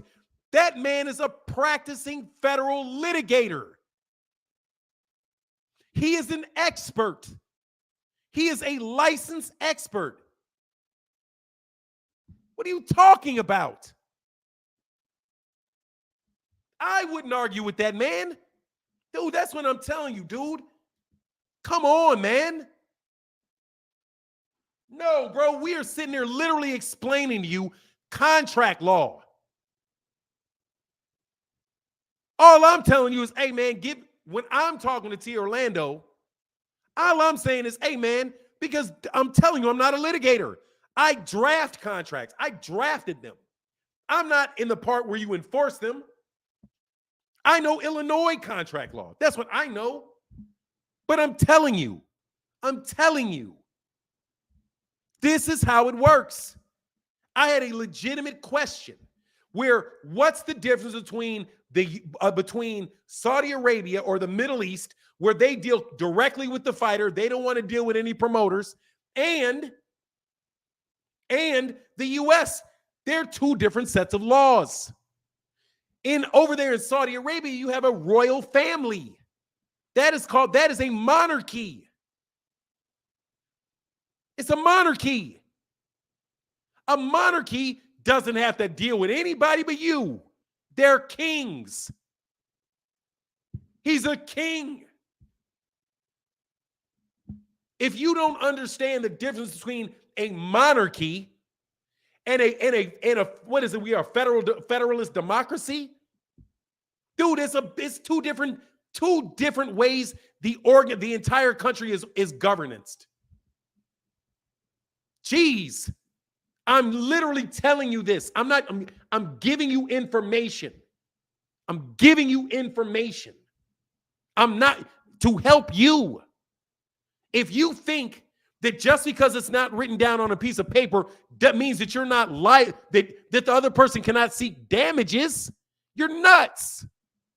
Yes, they can, depending on the law of the state you live in. And even then, it depends on whether or not you're from one state and the person's from the other state. And then and the dollar amount's over a certain amount, because then you're dealing in federal court. And I'm not about to sit here and try to explain to you federal law. Why? Because I got a federal litigator in the building. You don't know what you're talking about. And I'm telling you, this is a brokered deal. There was no offer from Terence Crawford. None. There's nowhere in this scenario that anybody has described to me an offer that could have been accepted by Jaron Ennis. And even if there was, the way that it went was that Showtime told BLK Prime what they needed to do to get to broker the fight free from Showtime, which was to pay Showtime some money for their interest in it. And if they did it without it, they are more than likely going to get hit with a lawsuit that I'm sure Paramount would love to drop on them for tortious interference with contractual or business relationships. What am I missing? That's why I say I don't want to debate you guys. You don't know enough to debate. Seriously. You don't think these guys, there's a reason people don't take Bob Arum's fighters? To all the intellectuals and professionals in the house, thank you for the knowledge. Barbara D, yes, ma'am. Thank you so much. Bro, this is not your normal conversation. Let me tell you something. It's not your normal conversation. Okay? This is not your normal conversation. I don't have to be in the room, bro, to know certain things because it's the law. Also, common business practices. I know what a broker deal is. There are guys that come out of law school, that's all they do is broker deals. That's what they do. They have a connection with a government. Then they go get they go get a deal with an oil company. Those guys don't have any conversation. They don't have any relationship or really even know the business, the prospects of the business. And you put these different like parties together and you try to create a deal that is mutually beneficial for everybody involved. That's what they're doing. They're brokering deals. And just because your brokered deal fell apart for a boxing match does not make it a duck. I'll go up there, Akito Netter. I mean, what do you want me to say? You want me to dumb it down for you? I literally cannot dumb it down anymore. Bud did not duck. Jaron did not duck. Somebody tried to broker a fight, and the brokered fight did not come to pass. And that is what the people that brokered it are saying. It's not even like the people, that's what the people that brokering it are saying. They said it wasn't Terence Crawford, it wasn't Errol Spence, it was the business guys that didn't want it. That's what they're saying. And in that scenario, we can delve into that and say, okay, well, why? Because they don't like brokered deals when they don't need brokered deals. You trying to broker deals between people that already know each other and have open access to each other anyway. They have already know each other. They just got done dealing business with each other for 6 months. Why would Terence Crawford and Jaron Ennis have to be brokered by BLK Prime when Showtime has been in negotiations with Terence Crawford and Errol Spence for 6 months? Why would they need that when Terence Crawford and when he was with Bob Arum had already fought Sean Porter? You're trying to broker a deal between people that are already established business partners. Or already have an established business relationship. That's why somebody like Al Heyman, if you go offer him, oh, I got $50 million from a hedge fund. You know him. Well, if I know him, bud, why do I need you to tell me? I already know him. It's like you calling me and telling me my cousin, oh man, I got this money from you. Hey, you want this business? This guy named Fred Fanon has got a store and he's looking for somebody to paint the store. Hey, if you give me 10%, then hey, I'll hook y'all up. and I look at you and say, Fred Fanon, you mean my brother, Fred? You mean my brother, Fred? You want me to pay you $10 to broker a deal between me and my brother? No, thank you, bro. No, thank you. Now, do you know what you do when you have a broker deal? You get somebody to sign an exclusivity agreement. Exclusivity. That you are agreeing that if you do this business in any way, shape, or form, you can't get cut out of this deal. Though you put those agreements in there, with all of that, that is not, it's not a new business model. It's a model that is used all over the place in multiple industries. It's not rocket science what's going on. There are brokers, like stock brokers. A broker doesn't own the stock. The broker is taking your money and buying stock from them, and they're getting a cut off the deal that they broker. Dog, it's not rocket science, man. But in the case of the broker, you have an agreement with the broker to bind you. In this situation, Terence Crawford that I know of, does not have a deal with any particular person to say you have the right to broker all my fights. That's a manager.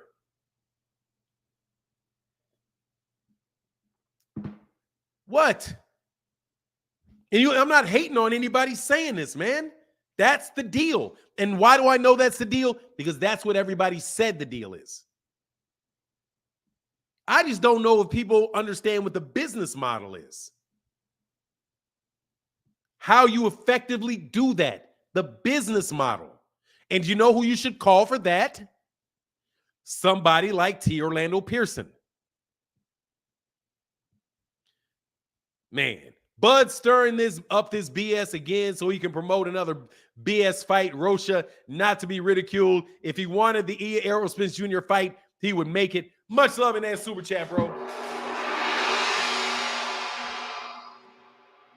Look, seriously, man, I can't use T. Orlando. First of all, let me tell you the truth. Let me tell you on the real. I didn't ask T. Orlando any questions to prove that I was right. Because I said it out of my mouth. I know what I'm talking about. There's a reason that Manny Pacquiao was not able to get away from Bob Arum for a long time.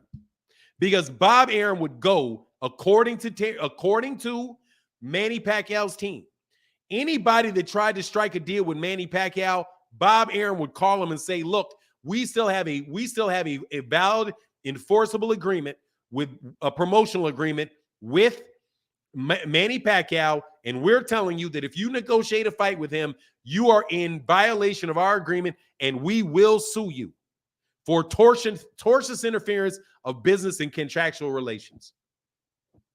This is standard in boxing. Standard. That's why Eddie Hearn was like, hey, I'm not going to say anything in public until I know he's free and clear. And you don't think that BLK Prime may have to worry about whether or not Jaron Ennis is free and clear from Cameron Duncan?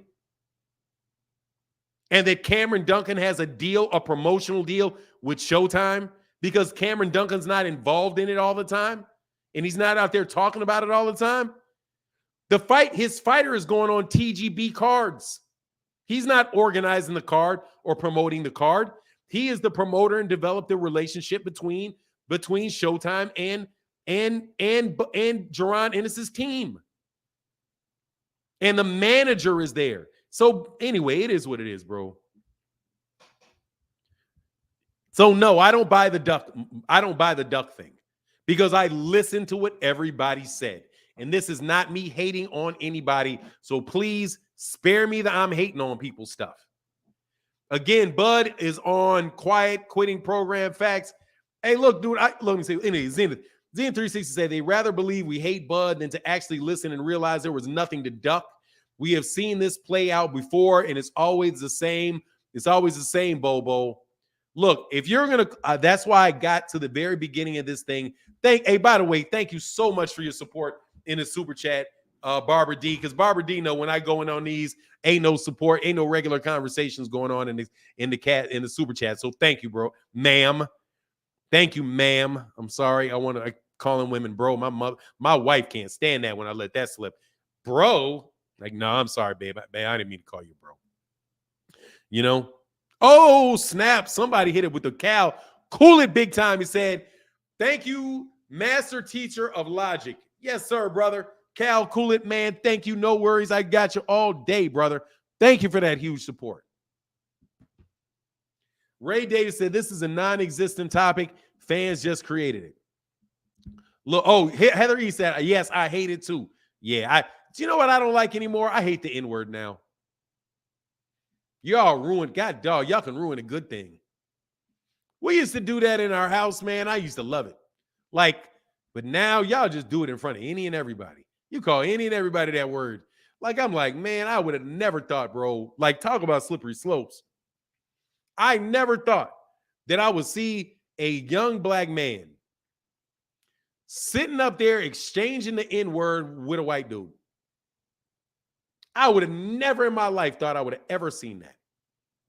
It's so funny how things change. But not saying anybody's bad for doing it. I'm just saying that you just see how things shift and how slippery slopes are, you know? Bro is just, it's an expression. It's an expression, but it's a male. That's brother. And she's not a man. You know what I'm saying? It's like, hey, babe, like I just call it like it is. She don't like it. My mama don't like it. If I slipped out, they don't like it. For now, you didn't read my $2 rants. My bad, Matthew Thomas. Let me go back and get your $2 rants, bro. I need them $2 rants, bro. I'm going to tell you the truth, bro. I'm not in here I'm not debating y'all on this. This is just a real breakdown of what it is. Terence Crawford did not, and I've never said Terence Crawford ducked Errol Spence. I mean, no, I said that because he did. I've never accused Terence Crawford of ducking anybody other than Errol. Ever. Matthew Thomas in the building. Matthew Thomas said, BLK needs to do good business and stop shooting themselves in the foot. These guys aren't going for the slime tactics. Much love in that super chat, bro. No, BLK Prime is doing it smart. I will tell you this, as far as doing that for BLK Prime, dude, they're taking shots. They're taking shots at it. It ain't costing them any money unless it happens. From what I know, unless they got guys on salary. Matthew Thomas in the back in the building. Thank you, brother. He said, every time you hear BLK Prime, them trying to backdoor. Bro. Much love in that super chat, bro. Look, man, that is what I guarantee you, that is what got Ivan Redcash shut off. And that's what happened with Ivan Redcash. And that is what happened with Hank Lundy. They thought they were free and clear, agreed to a deal with them and everything. And then their promoter comes in and says,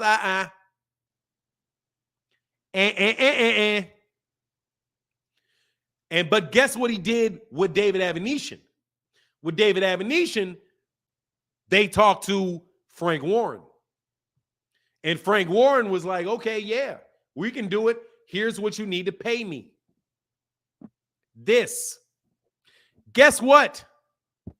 That's exactly what Showtime did. Now, why would Bozy do it? Maybe Bozy did it because he knows what happened with Hank Lundy, because Hank Lundy is from Philadelphia and fights out of his gym.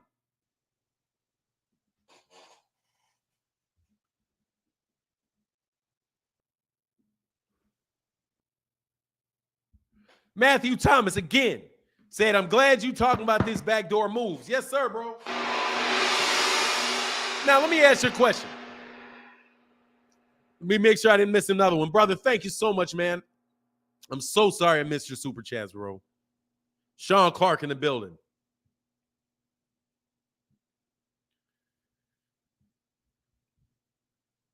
Now, let me ask you a question. Why would he do that? I'm telling you, I don't have to be in a room with y'all.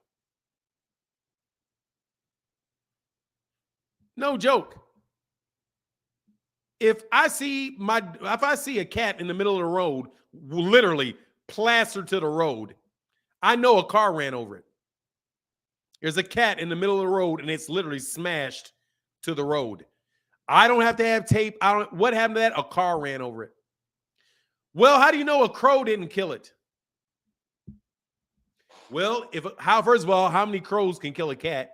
But second of all, what would a bird do to be able to smash it flat?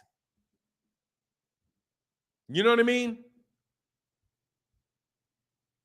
Tough. It's very, very tough for me to believe that. Boots is too good for anyone to fight him as a voluntary. If Boots wanted to fight, that's the only way he's get it. I'm not defending Crawford. Let me tell you. Also, there is a way. There is a way, Robert Lopez, because Boots has never fought anybody as a mandatory.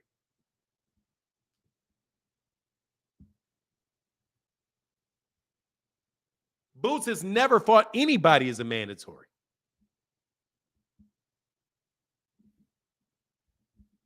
Ever.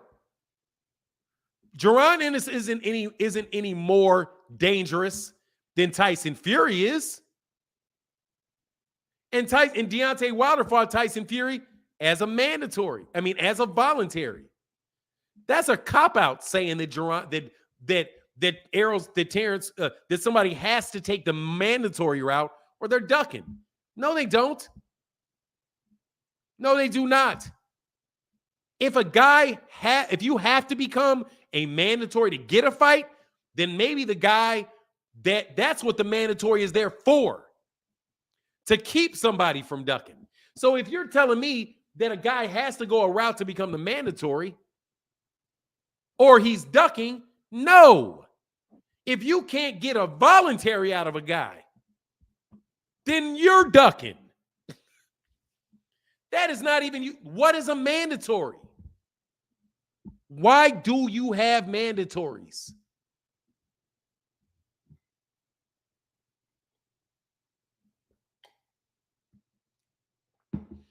Very serious question. Why do you have mandatories? You have a mandatory so that somebody that would not otherwise fight you will fight you. That's what a mandatory is. The only time somebody needs to get a mandatory is when somebody will not fight them without it. Because there's always that slot there every year for somebody that cannot get a fight otherwise to get the fight. So there's no need. You can't say somebody is ducking because they don't become the mandatory. No. If you want to fight me and I say I'll fight you and you don't take the fight, and the guy turns around, well, just become my mandatory. That means the guy doesn't want to voluntarily fight you. He has to be forced to. Right? I've never liked that one. Bud always fights his voluntary too. Dude, he can be doing that so that he'll do that so that he gets the bigger guaranteed purse split out of the two. That's what I think he does it for. But look, man, this is just, I've listened to everybody involved here. Everybody involved. No, man. Jaron Ennis did not duck Terence Crawford because he didn't become his mandatory.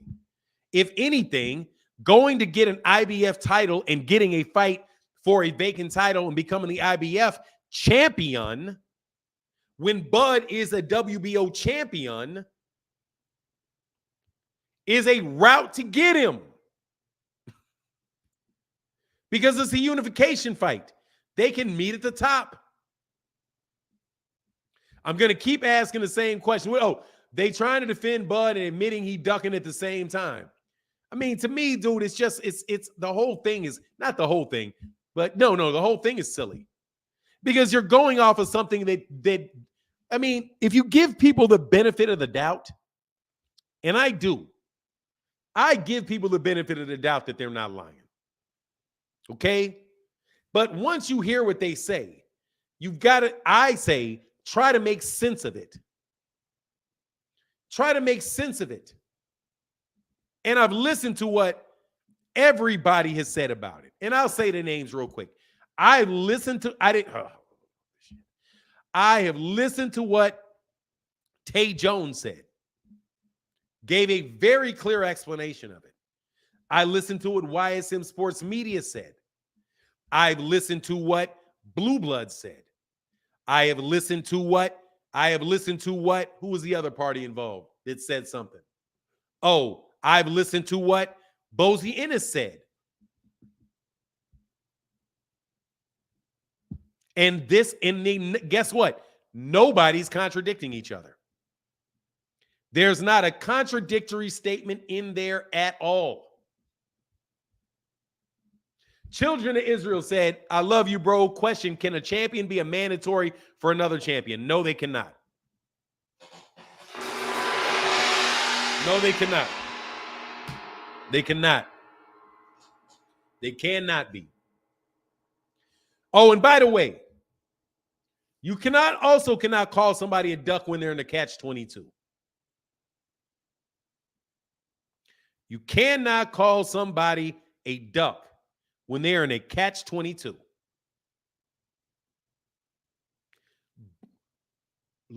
Does everybody know what a catch-22 is? It means either way you go, you're screwed. Or you got two different options that are open to you. So to say that that Jaron Ennis ducked Terence Crawford because he became the IBF interim champion. No. Because that makes Jaron Ennis the mandatory for Errol Spence.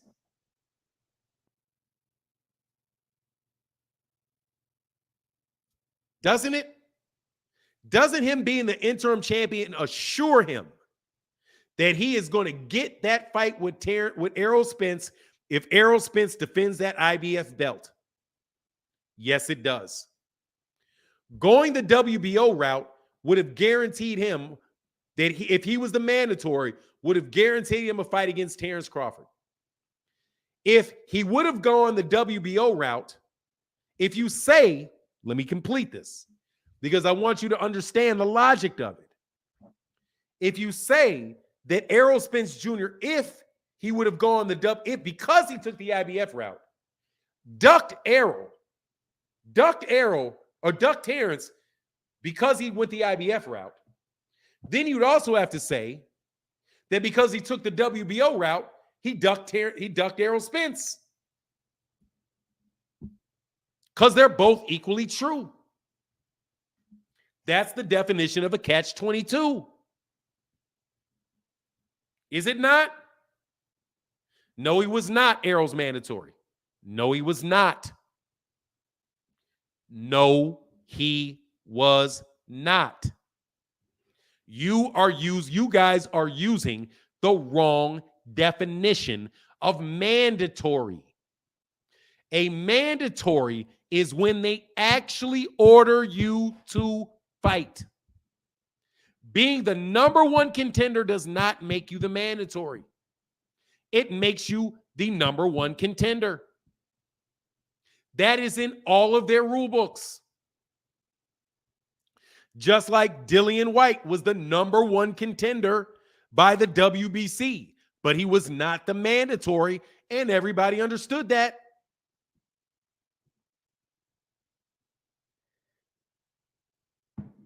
No.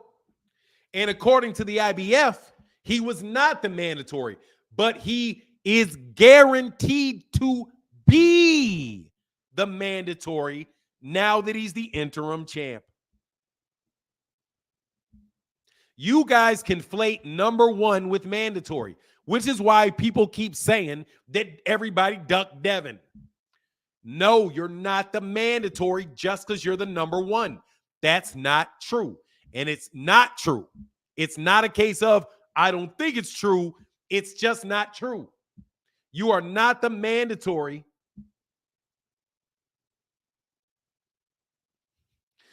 You are not the mandatory because you're the number one contender. You're not.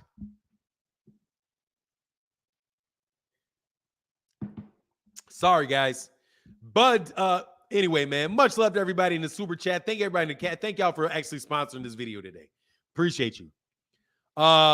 Timothy Stoudemire. No. Where's my guy? Rick Tim said, I absolutely cannot discuss this. What's going on, Rachel? Don't air. I absolutely cannot discuss this topic anymore. Y'all got it. I'll just remain silent and remain patient. Time will tell. I don't know what will tell. I said on Oxtail, I said a long time ago, we've never seen Bud act in this manner before. His behavior is flat out bizarre compared to his normal behavior. Very bizarre. I'm going to tell you exactly how many people I've seen Bud duck. 1. I have seen him duck 1. I hear about what's going on with Bob Arum and Manny Pacquiao and all of that, and what Bomac said and all of that. I don't have enough details into that second one to name that either way. I just don't know enough about that one to say whether or not that was the case or not. But there's some very, very, very loose definitions of duck being used that I don't agree with. But ain't no way in the world anybody's going to convince me that Jaron Ennis ducked Terence Crawford because Showtime said BLK Prime is okay. It's okay if you televise the fight as long as you give me all the money. And then BLK Prime says, nah, it doesn't make business sense for me to do that because I won't make any money. It seems like they were given an offer by Showtime that they couldn't accept. How is that Jaron? Because he won't break his relationship with Showtime at risk of being sued and go to a network that just had a fight fall through for whatever reason it fell through. Whether it is completely on Adrian Bronner, whether it is completely on BLK Prime, or completely upon Roy Jones Jr., or completely a mix of, I don't care if a fairy godmother came by and sprinkled fairy dust on everybody and broke up the fight. It doesn't make a difference to me. The fight broke up. At some point in time, you got to go with the buck stops here type move. You know what I mean? But it is what it is. I think we put that to bed. I hope we put that to bed because that is just not, it's just not real. And I'm not attacking Bud at all through this. And please understand that I don't have any grudge against any person involved. I don't. But what's good for the goose is good for the gander. Okay? So I'm not going to hold my tongue. I don't know what to. Once you get shot, once you try to shine on me, I don't owe anybody anything. But not to mistreat you. Not to lie on you. But I can give you the same treatment I give anybody else. And if somebody can talk all this stuff about Showtime going out of business and ain't got a clue about it, not a clue, ain't got a clue, then don't tell me I can't say something about BLK Prime's business and speculate. If it's okay to speculate about DAZN, if it's okay to speculate about Showtime, it is okay to speculate about BLK Prime. Because you better believe me, if Showtime had a fight canceled, had a fight card canceled, because they could not find a replacement fighter 3 times in a row, their biggest name fighter left them for another network, their second biggest fighter left them, their third fighter left them and never got a fight on their platform ever, man, please. Y'all would be roasting Showtime for this. Roasting it. But Nah, what's good for the goose is good for the gander.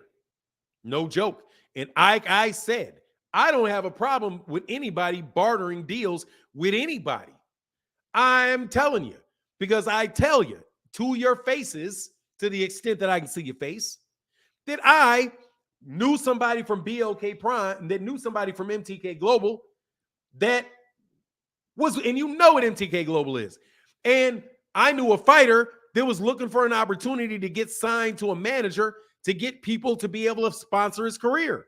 And I said, and I will say again, hey, man, if MTK Global will offer you the money and you get a good deal and they feel like they want to promote you, hey, go on that over there. I'll introduce you to the person and you guys can talk about it. I never asked for any money. I ain't never asked for no money. Because I heard that. I heard a little whisper out there. I never asked for any money for it. I never sat down on the phone with them as a group. I wanted nothing to do with it. But if a fighter is looking for a way to get money so that they can afford to have training camps and they can afford to do all of that, who am I to say, nah, you don't talk to them? There's a whole bunch of crooks in boxing.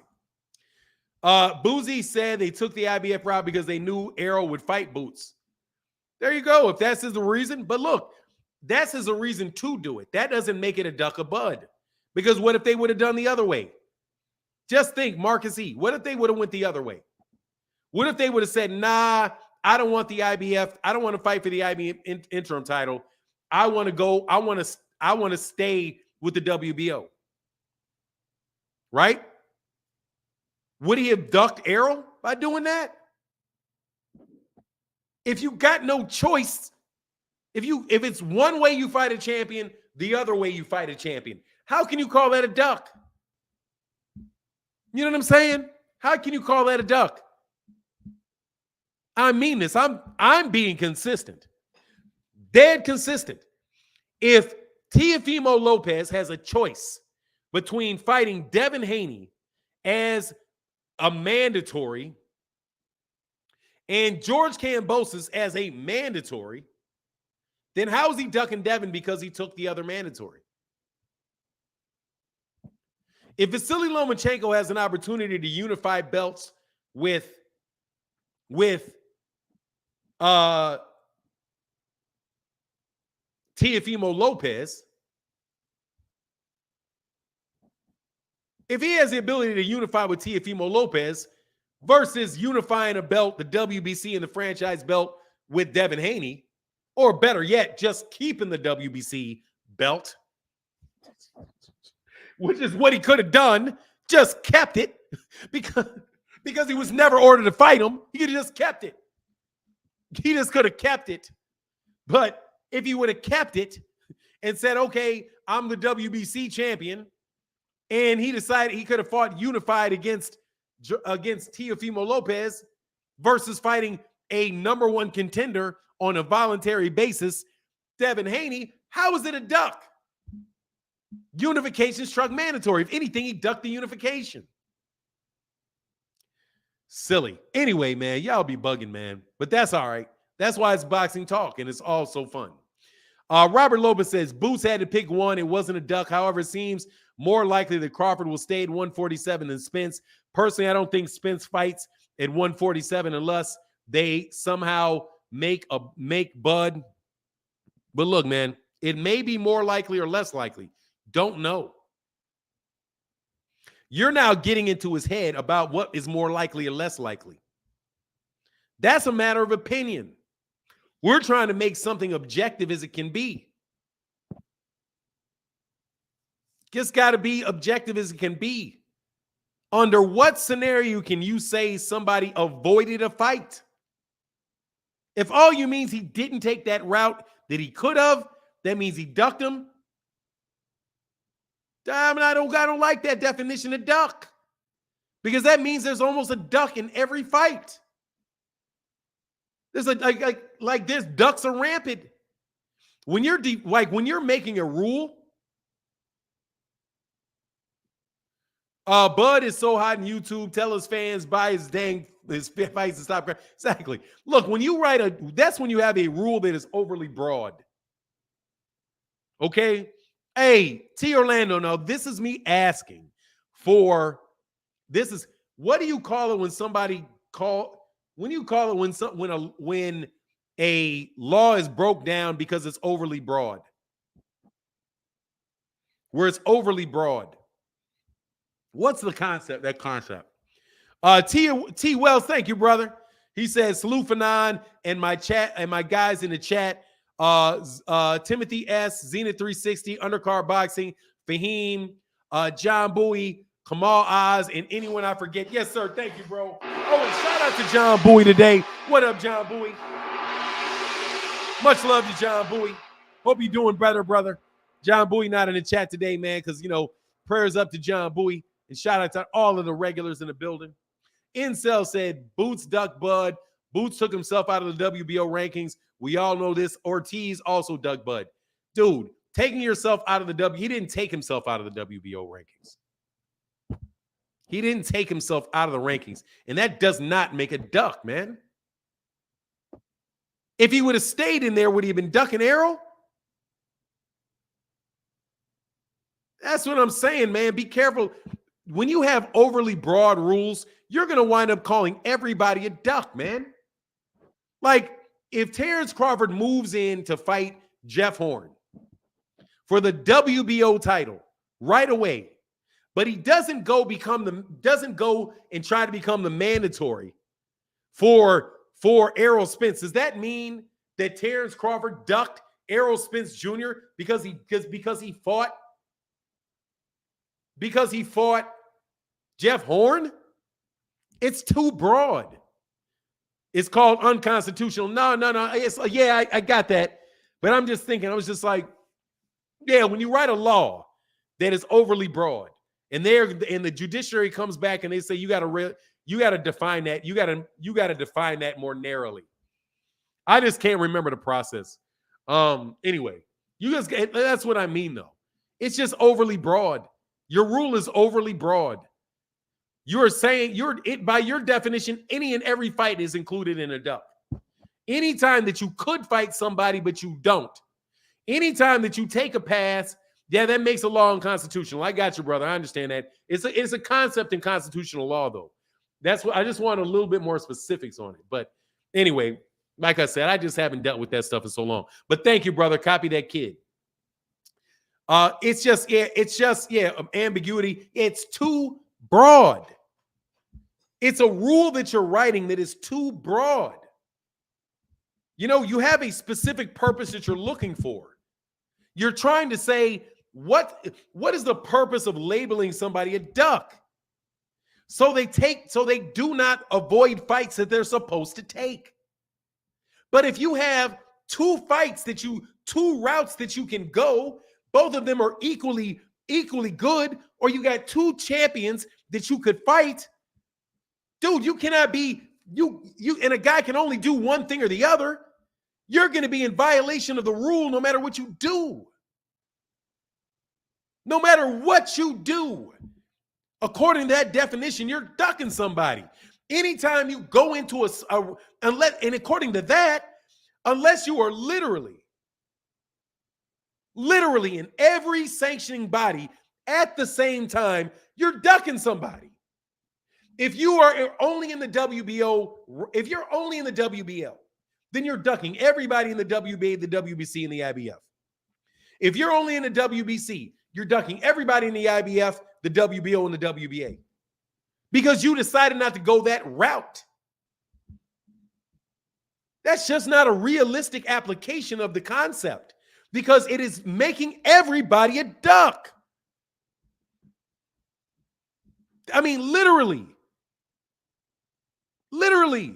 you're damned if you do, damned if you don't. You set up a scenario where you're damned if you do, damned if you don't. Damned if you go to the WBO, damned if you go to the IBF.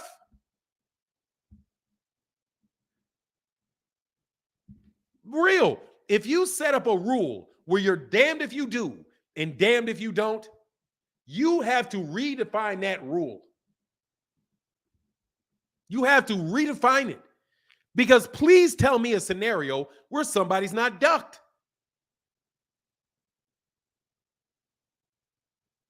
I mean, seriously, tell me any scenario where somebody's not ducking. If you go into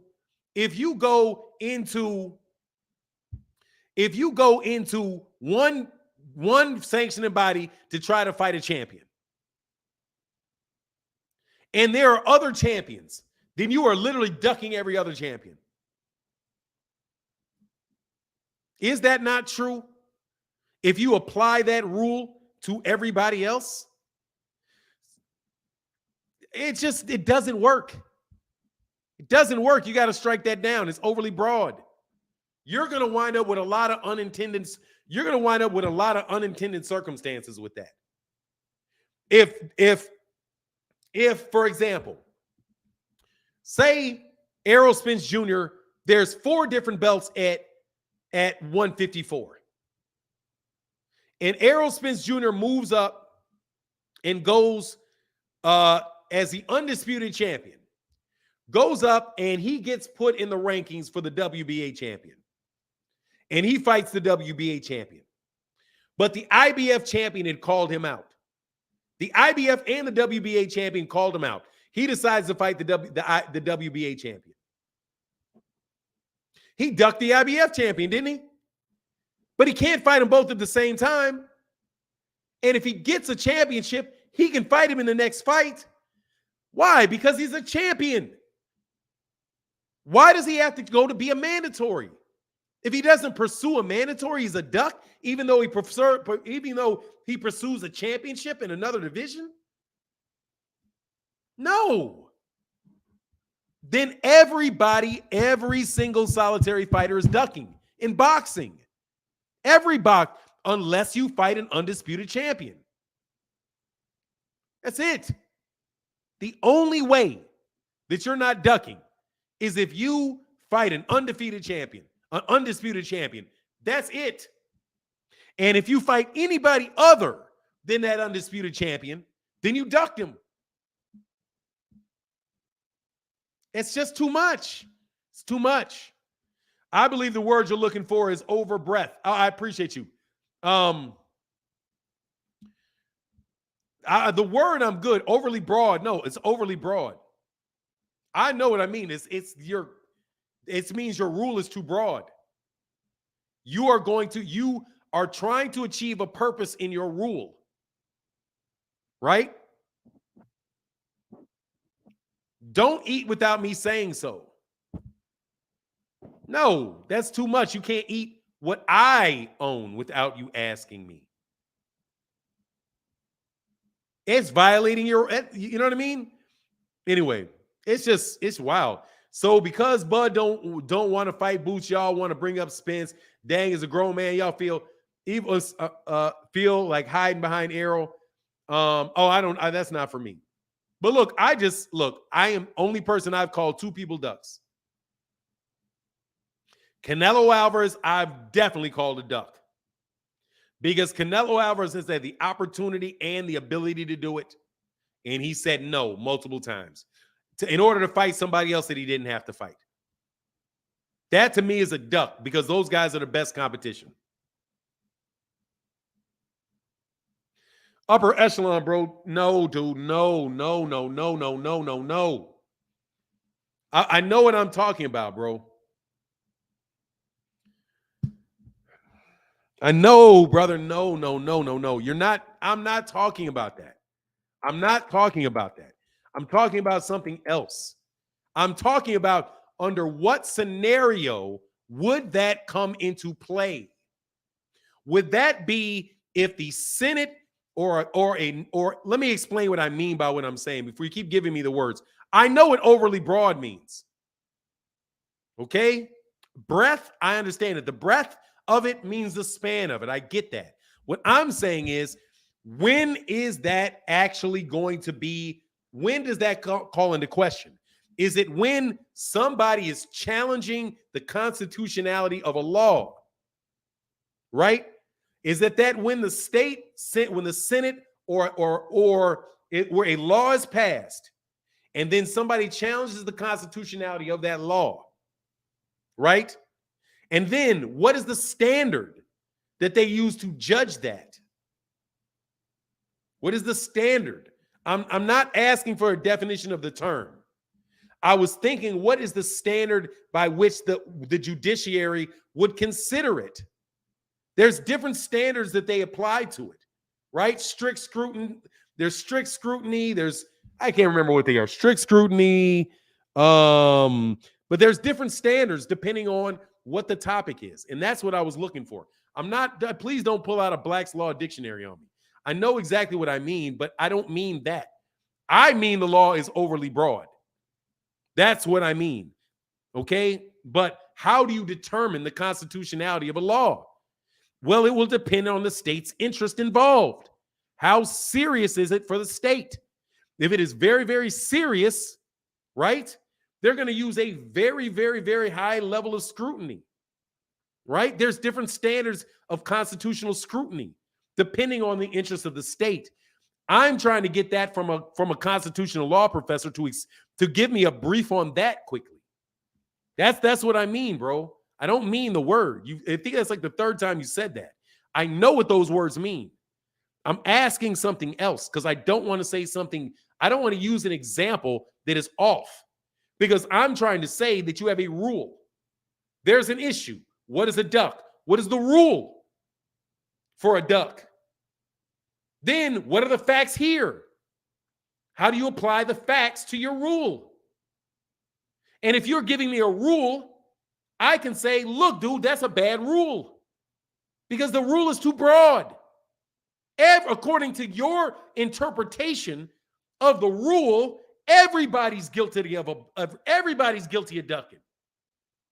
And if everybody's guilty of ducking, is your rule actually addressing the purpose that you put the rule in place for? Every law, every rule has a purpose. So how do you define a duck? What is the rule? It is a duck if element A, B, C, and D are there, right? What's the rule? And if you give me a rule or a law that it's not in the public interest, you're going to wind up getting a bunch of people arrested for something that was not the purpose.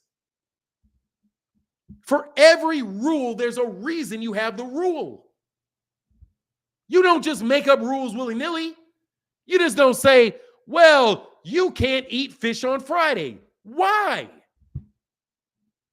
Why can't I eat fish on Friday? You are giving me a rule for what reason? Right?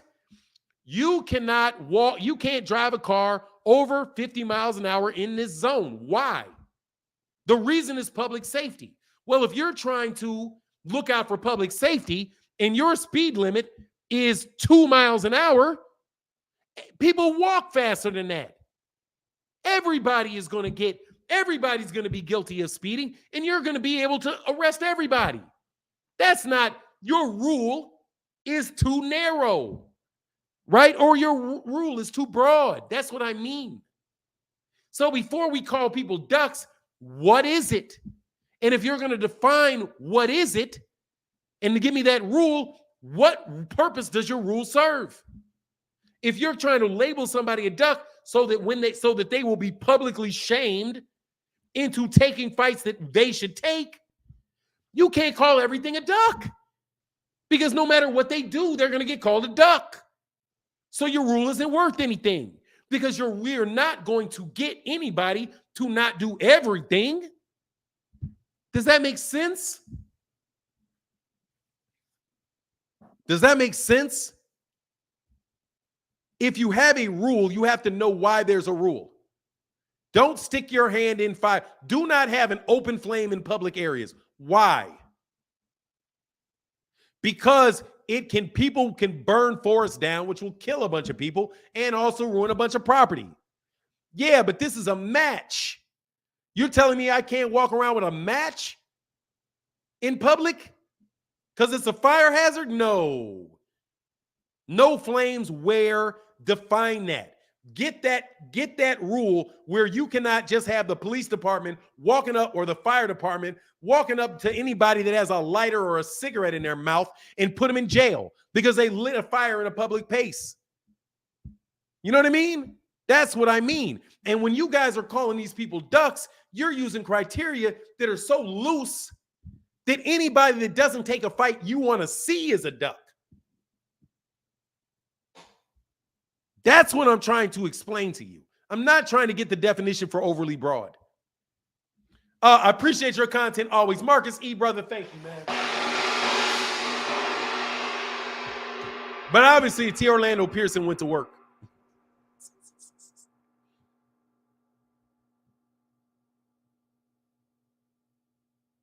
Don't send it to me. If you're not an attorney, don't send it to me. Upper echelon. If you're not an attorney, do not look it up for me, please. Don't look it up for me. Please don't.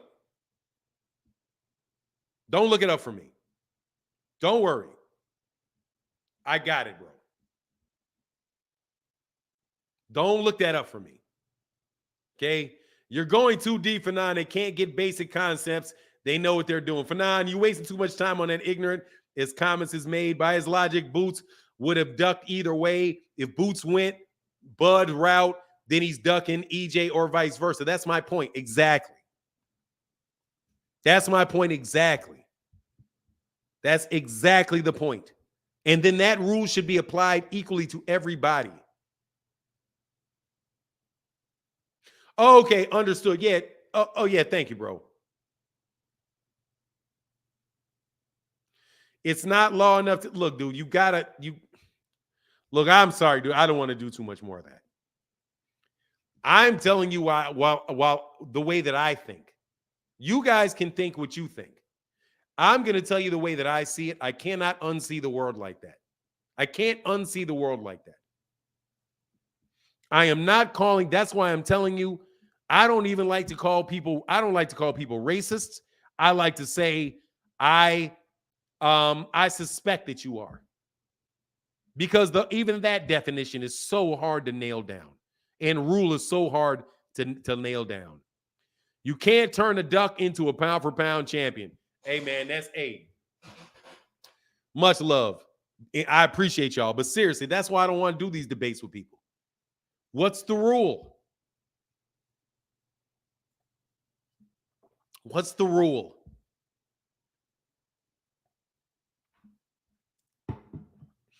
But I was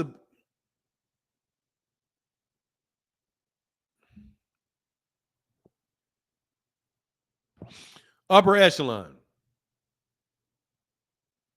Upper echelon, I appreciate you, brother. I appreciate you. I appreciate you, brother. I appreciate you. I can look it up I'm telling you, you're not a constitutional law professor, bro. You're not a constitutional law professor, bro. You're not. I'm telling you, I'm looking for something very, very, very, very, very, very, very specific, man. Very specific. Very, very specific, bro. Please, let's not do it, bro. Seriously. I'm telling you. Please, let's not do it. Like, you don't understand what I'm getting at. I just needed the standard, the standard of scrutiny, okay? And what it would apply, but it's not, I really can't even apply that, bro. Thank you, bro. I appreciate that, man. I appreciate you, bro. Thank you. Spence is obsessed for that fight against Bud. He's not letting up. But somehow Spence is ducking. We literally trying to tell Spence to say, okay, those torts are no joke. I felt my hairline recede just by reading the chapters. Dude, look, man. A guy that I got a lot of respect for asked me, what is the difference between over there in Saudi Arabia where they're dealing straight with the fighters and in the United States where you got to worry about those promoters? It's contract law. That's the difference. If there is a difference, because I don't know what their rules are, but they are a monarchy. What the king says goes. The king is law. We replaced a monarch with common law and statutory law in the United States. And there is contract law state by state.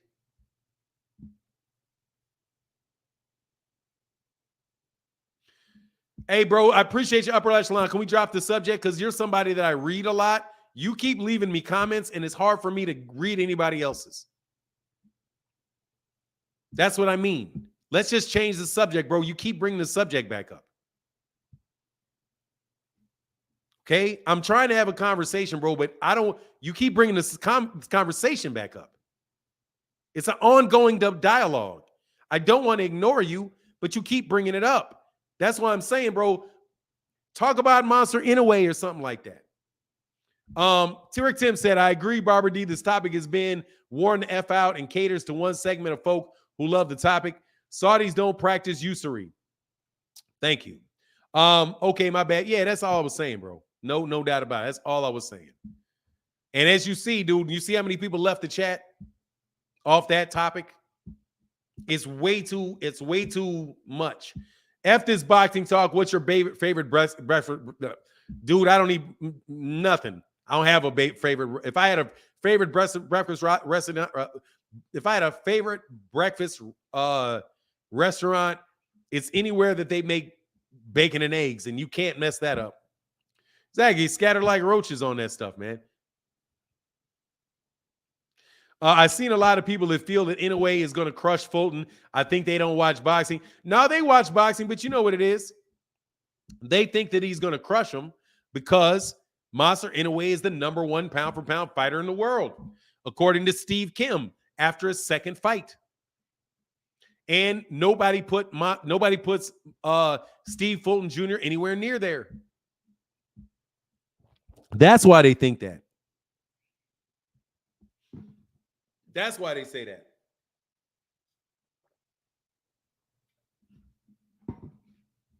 Hold on one second.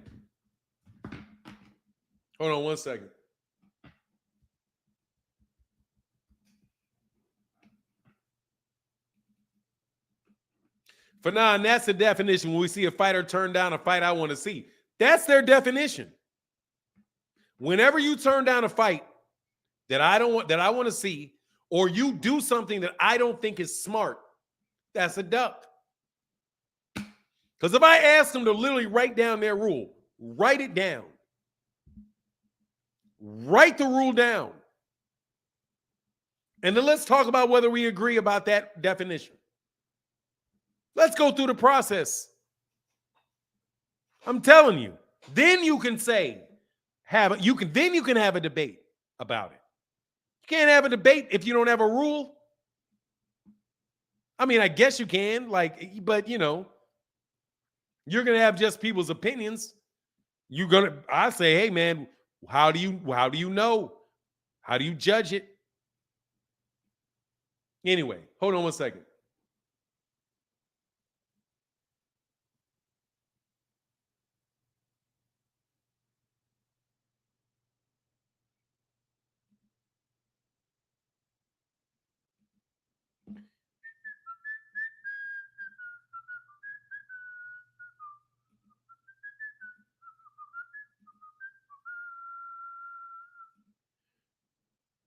All right. Can't believe I did that so late, but I did it. Fanon, that should be a segment of the structure of ducking. I mean, look, man, for real. If y'all want to have because I listen to the debates, man. I love listening to cats go back and forth. I do. I love listening to guys go back and forth. But if you want to have a real, for real, in order to say if somebody's violating, you got to know what it is. Mills Rob said, my boy debating in middle school, high school, long as they're agreeing on the rules, definition of terms, judges judging those things alone, a time limit. He's smoking anyone on anything. These YouTube debates are amateur. My boy debated. Yeah. Dude, I debated for real. For real. As in when money and time is on the line. Ain't no more. I'm going to tell you right now, bro. There ain't no more accurate, more debate than a court case. That's a debate because that matters. Because that's what that is. You got a judge, you got rules, You got a jury and you got a procedure. You got a procedure for what they're allowed to consider, what they're not allowed to consider. There's rules of evidence. There's the actual law itself. You've got legal experts. You got a mediator to control the conversation.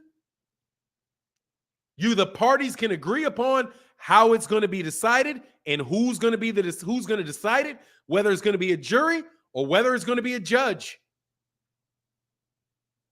Do y'all recognize Monster Duck, Chocolatito, Strata, and I have no idea. I have no idea. Avoid it is not a rule. You can avoid somebody. Avoid it is not a rule. That's a term. I honestly respect Tim Zoo because he put it on the line. Tony about to beat that A. Got 500 on the underdog. Yes, sir. That's what's up. Man, I'm looking forward to them. What's this? Oh, I got that. Yeah, I'm looking forward to them fights, man. Zenith 360 say, when you're at the table, lie about transparency because it's guaranteed by law. Then you accept it. They contort. No, what they did is it's a theocracy, but it's also a monarchy. It's a monarchy. I do believe when you have the kings, the crown, the prince, and the kings, that's a monarchy. All monarchies are have a theocracy, has a theocratic aspect to it because it's God that gives the king, that names the king. They're doing it on behalf of God. But anyway, it's been a long time. It's a monarchy, though. It's a monarchy. And they have it's a Muslim monarchy. Theocracies are where you have the preachers running it. All of this is because Bud's willing to back up all that talk he was doing, unwilling to follow the simple path of various legends who were once the B-side. Bud ain't nobody special. Hey, man, it is what it is, man. Rod Harris in the building said Harrison is going to put that work in. He's going to be too skilled too long. As he avoids a big shot, he will beat him. If he avoids a big shot, he'll beat him. Yeah, and there's also some really interesting stuff out there about that. Keep an eye on that chat, bro. Unwilling to back up the talk. That could be the case. But look, man, it is what it is. I went all into that. Upper Echelon said Clarissa Shields, Elijah Garcia, Tony Harrison, Steve Fulton, all underdogs I betted on for betting on jump on the wagon. When has Clarissa Shields ever been an underdog? When has Clarissa Shields ever been an underdog? I'm not saying she wasn't, but against who? When has Clarissa Shields ever been an underdog? Man, they gave whoever, man, let me know when she's an underdog again. Because I don't even like, she was an underdog?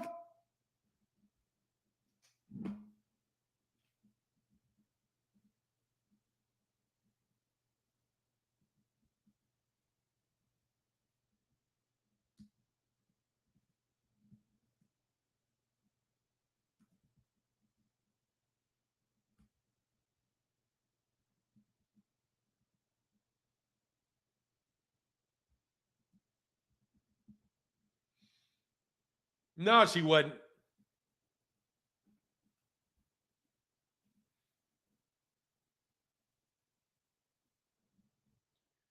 Nah, she was a thin favorite, brother.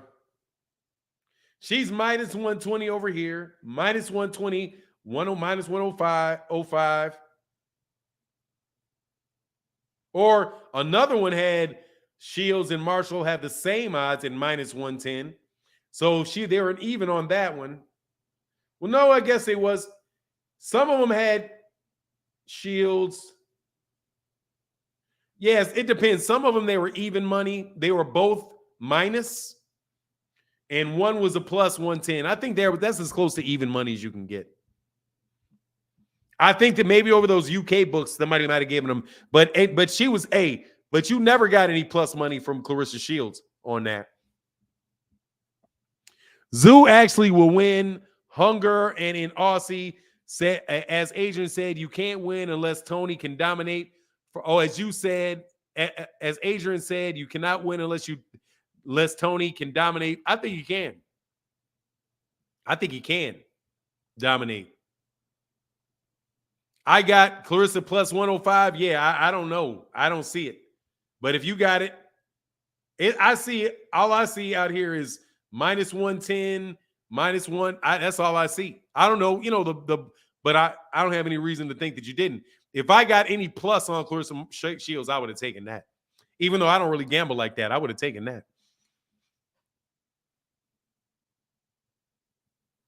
Shields was plus 110. I dropped 5K on her, got money. Yeah, I don't see the odds here. But if you say so, then I don't think you guys got any reason to lie. So I'll take your word at it. No joke. Cowboy Stadium is trying to outcompete MGM, the T-Mobile Arena, the Garden, and Barclays. They were willing to ink deals with stars to book more venues. Fighting is their smart move. Okay, that's what's up. Shields is plus 10. Okay, I got you. Odds move. Yeah, odds move. Okay. Yeah, I mean, yeah, odds move. I'm just saying at the point in time, I'm not going to do it. Let me put it this way. I did not know that she was ever plus. You know what I'm saying? I never knew she was plus. But I knew the only reason I thought Savannah was be able to beat her is because, they were over there in the UK. But that shellacking was so one-sided. That shellacking was so sided, bro. So is Crawford negotiating with Rocha, Boots, and Errol all at the same time? No, because he wasn't negotiating with Boots. Not by my definition of it. Somebody was trying to broker a fight between the two of them. And they had meetings between two of the three parties involved with whom they were trying to broker the deal. So no. No. He was not negotiating with them. Like, that's the thing. That's the biggest thing here. Like, if you look at how it was actually how they talked about it, no, they weren't. But at the same time, man, people have, again, different definition for different words. For me, Terence Crawford is not represented by BLK Prime. Okay? The people that were looking to make the fight are not employees of BLK Prime. And they are not employees or agents of Jaron Ennis. You had people, right, who are called themselves business partners, right? That's a loose term. Business partners. If I go to McDonald's and I buy am I a business partner? Yes, I partnered in business. I bought a burger from them. If they give me burgers and I'm allowed to go sell those burgers on the corner and I give them a cut, am I a business partner? Yes, that's a business partner as well. Right? Business partner, plus 200 is really good odds. Plus 200 is telling you, whoa, those are great odds for Steve Fulton Jr. That's a business partner. I could literally sit these guys down and ask these questions, and I guarantee you, everybody's going to say what I'm saying is true. I don't need to be in the room. I know this. BLK Prime, the people on YouTube are not employed by BLK Prime. Employed by them. Work for them. Work for them. They have a relationship with them. That's what I see. Right? That's what I see. They went to different fighters. They went to Terence Crawford. They went to Adrian Broner. They went to Demetrius Andrade, and they went to Jaron Ennis. They, on multiple occasions, my understanding is that they went to Jaron Ennis. In this particular instance, they went to Jaron Ennis and asked Jaron Ennis, are you interested in a fight with Terence Crawford?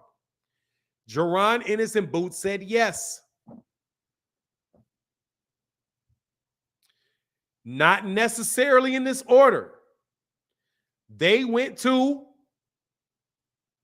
Terence Crawford and said, Terence Crawford, are you interested in this fight? He said yes. May have been in the other order. He went to Terence Crawford and said, are you interested in Jaron's fight? Yes, I'll fight him. I'll beat him. Sure, I'm interested in it. Okay, let me go to Jaron. Hey, Jaron, Terence Crawford is interested in fighting you. Would you fight him? Boziana says, yes, I'm interested in him. Okay, let's have a meeting with BLK Prime to discuss. Why BLK Prime? Because BLK Prime is the one we want to air the fight on. That's the distribution network. That's the person that would pay for the fight. Andre, yes, sir. Now, what happens after that? BLK Prime talks to Bozy Ennis and Steven Espinoza. Is that true? Yes, it's true. Jaron, so that is bartering a deal. Or not bartering a deal, I'm sorry. I keep changing bartering and brokering. Brokering a deal. Showtime tells BLK Prime, yeah, we're okay with you doing it with Jaron. You just got to give us X amount of money. Call it X amount of money. BLK Prime says, nah, we can't. It's not worth it. We won't make any money. We can't do it. So right there, BLK Prime leaves the picture. However, Jaron Ennis still wants to fight Terence Crawford. So what happens? According to YSM Sports Media, shout out to YSM Sports Media, Steven Espinoza picks up a phone and calls Terence Crawford and asks Terence Crawford, assumedly, do you want to fight Jaron Ennis? I don't know what Terence Crawford said after that. All I know is that, according to YSM Sports Media, Jaron Ennis and Terence Crawford are not in negotiations for a fight. And this happened a month ago. That's brokering a deal. There you go. And this is what, now let me give everybody their flowers because everybody wants to know how special they are. People say certain people don't have a seat at the table. I have never, ever said that. I have no doubt they have a seat at the table. I have sat at a table with the mayor of Memphis, Tennessee, and the mayor of Chicago, and the mayor-elect of Washington, D.C. I have sat with them and listened to them speak to each other at the same time. I was at the table. No problem. Business people will talk to you if you have money for them. They will do it. It's not rocket science. It's not that difficult. If I know Errol Spence Jr. and I can prove to you that I know Errol Spence Jr., I can get him on the phone and Errol Spence Jr. is willing to take a meeting with you. Guess what? I can get Eddie Hearn on the phone as well. Why? Because Eddie Hearn wants to talk to Errol Spence and I can negotiate that conversation. What does that make me? It makes me a middleman. I never said that middlemen were not important and that there's not a valuable function for them. If there was none, there would be none. All I said is that people would get rid of you right away by saying this. Hey, Showtime says to the zone, BLK Prime, look, BLK Prime, I don't really need you to put this fight on. Don't really need you. So if you want it, no worries. Just give me my money. And you don't have to worry about me suing you. Let me also tell you that some things that are understood do not need to be said. Fanon, I've rubbed elbows with the current mayor of Houston as well. Too bad he's a safe one, compromised most black politicians. Dude, let me tell you something. You can get close to any politician. You can get close to any politician. That's their job. It's their job. It's not hard at all to get close to a politician. Not hard at all. As long as you got some money and you can show up to a fundraiser, you can rub elbows. It's not tough. It's not tough. Dude, I have absolutely no doubt in my mind I can talk to Steven Espinoza. None. Never had any doubt in my mind that I could. Honestly, I don't have any doubt I can talk to Al Heyman. I have no doubt I could talk to Al Heyman. None. I know exactly how I would go about doing it. I know exactly how I go about doing it. My only challenge is getting my guy to be interested enough to meeting with Al Heyman. That's it. That's it. My only challenge would be, how do I get my guy to want to talk to Al Heyman? If this guy wants to talk to Al Heyman, he's talking to Al Heyman next week. Dude, Rachel Donaire can call Al Heyman and talk to him. Do you know who can't talk to Al Heyman? The media and people he don't want to talk to. Other than that, he's an open book.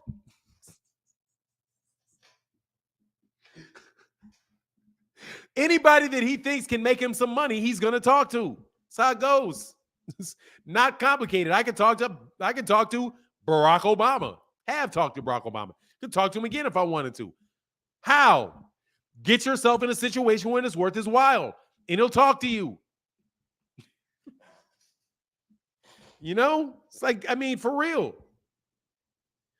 Politicians are selected and publicly paraded for approval. I mean, dude, look, man. If you have something to offer somebody that is worth their time, you can get to them. The question is going to be, is it worth their time? And what's the and why? How do you watch this? How do you get to them correctly? How do you get to them correctly? Not how do you get to them? How do you get to them correctly? No joke. How do you get to them in a way that it is going to work?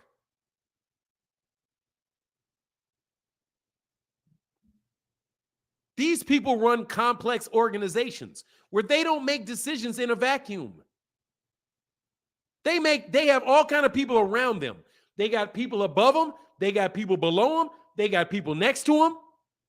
They got people that have the right to block them from doing what they want to do. You've got it. When you enter into organizations, you got to do it strategically. How can we sit down at a table is a different question. Then how can we get this deal done? How can we get it done? Who are the parties involved? Bro, Al Heyman is a party and you're not going to be able to avoid Steven Espinoza when it comes to Jaron Ennis. You're not going to be able to avoid him because he is a interested party he's a vested interest in it and also has the ability to sway their opinion. He is, at the very least, he's an influencer. That's why people say have a good relationship with people's wives. If his wife hates you, that's going to be a little harder to get that deal done. But that's complex sales. There's complex negotiations. All of that. Bobo said, I believe the term is unbelievable. Ha! But look, I got to get out of here. Much love to everybody in the channel. Thank y'all so much for your support. Shout out to John Boy, who was sick today. Gotta check on him on the phone, man. Y'all have a great day. Enjoy your day. Thank you for the great conversation. Salute to everybody's opinion, though. I'm just giving you mine. That's it. I'm just giving you my take on it. I don't see what people are seeing. And with that, I'm bouncing up out of this joint. Deuces.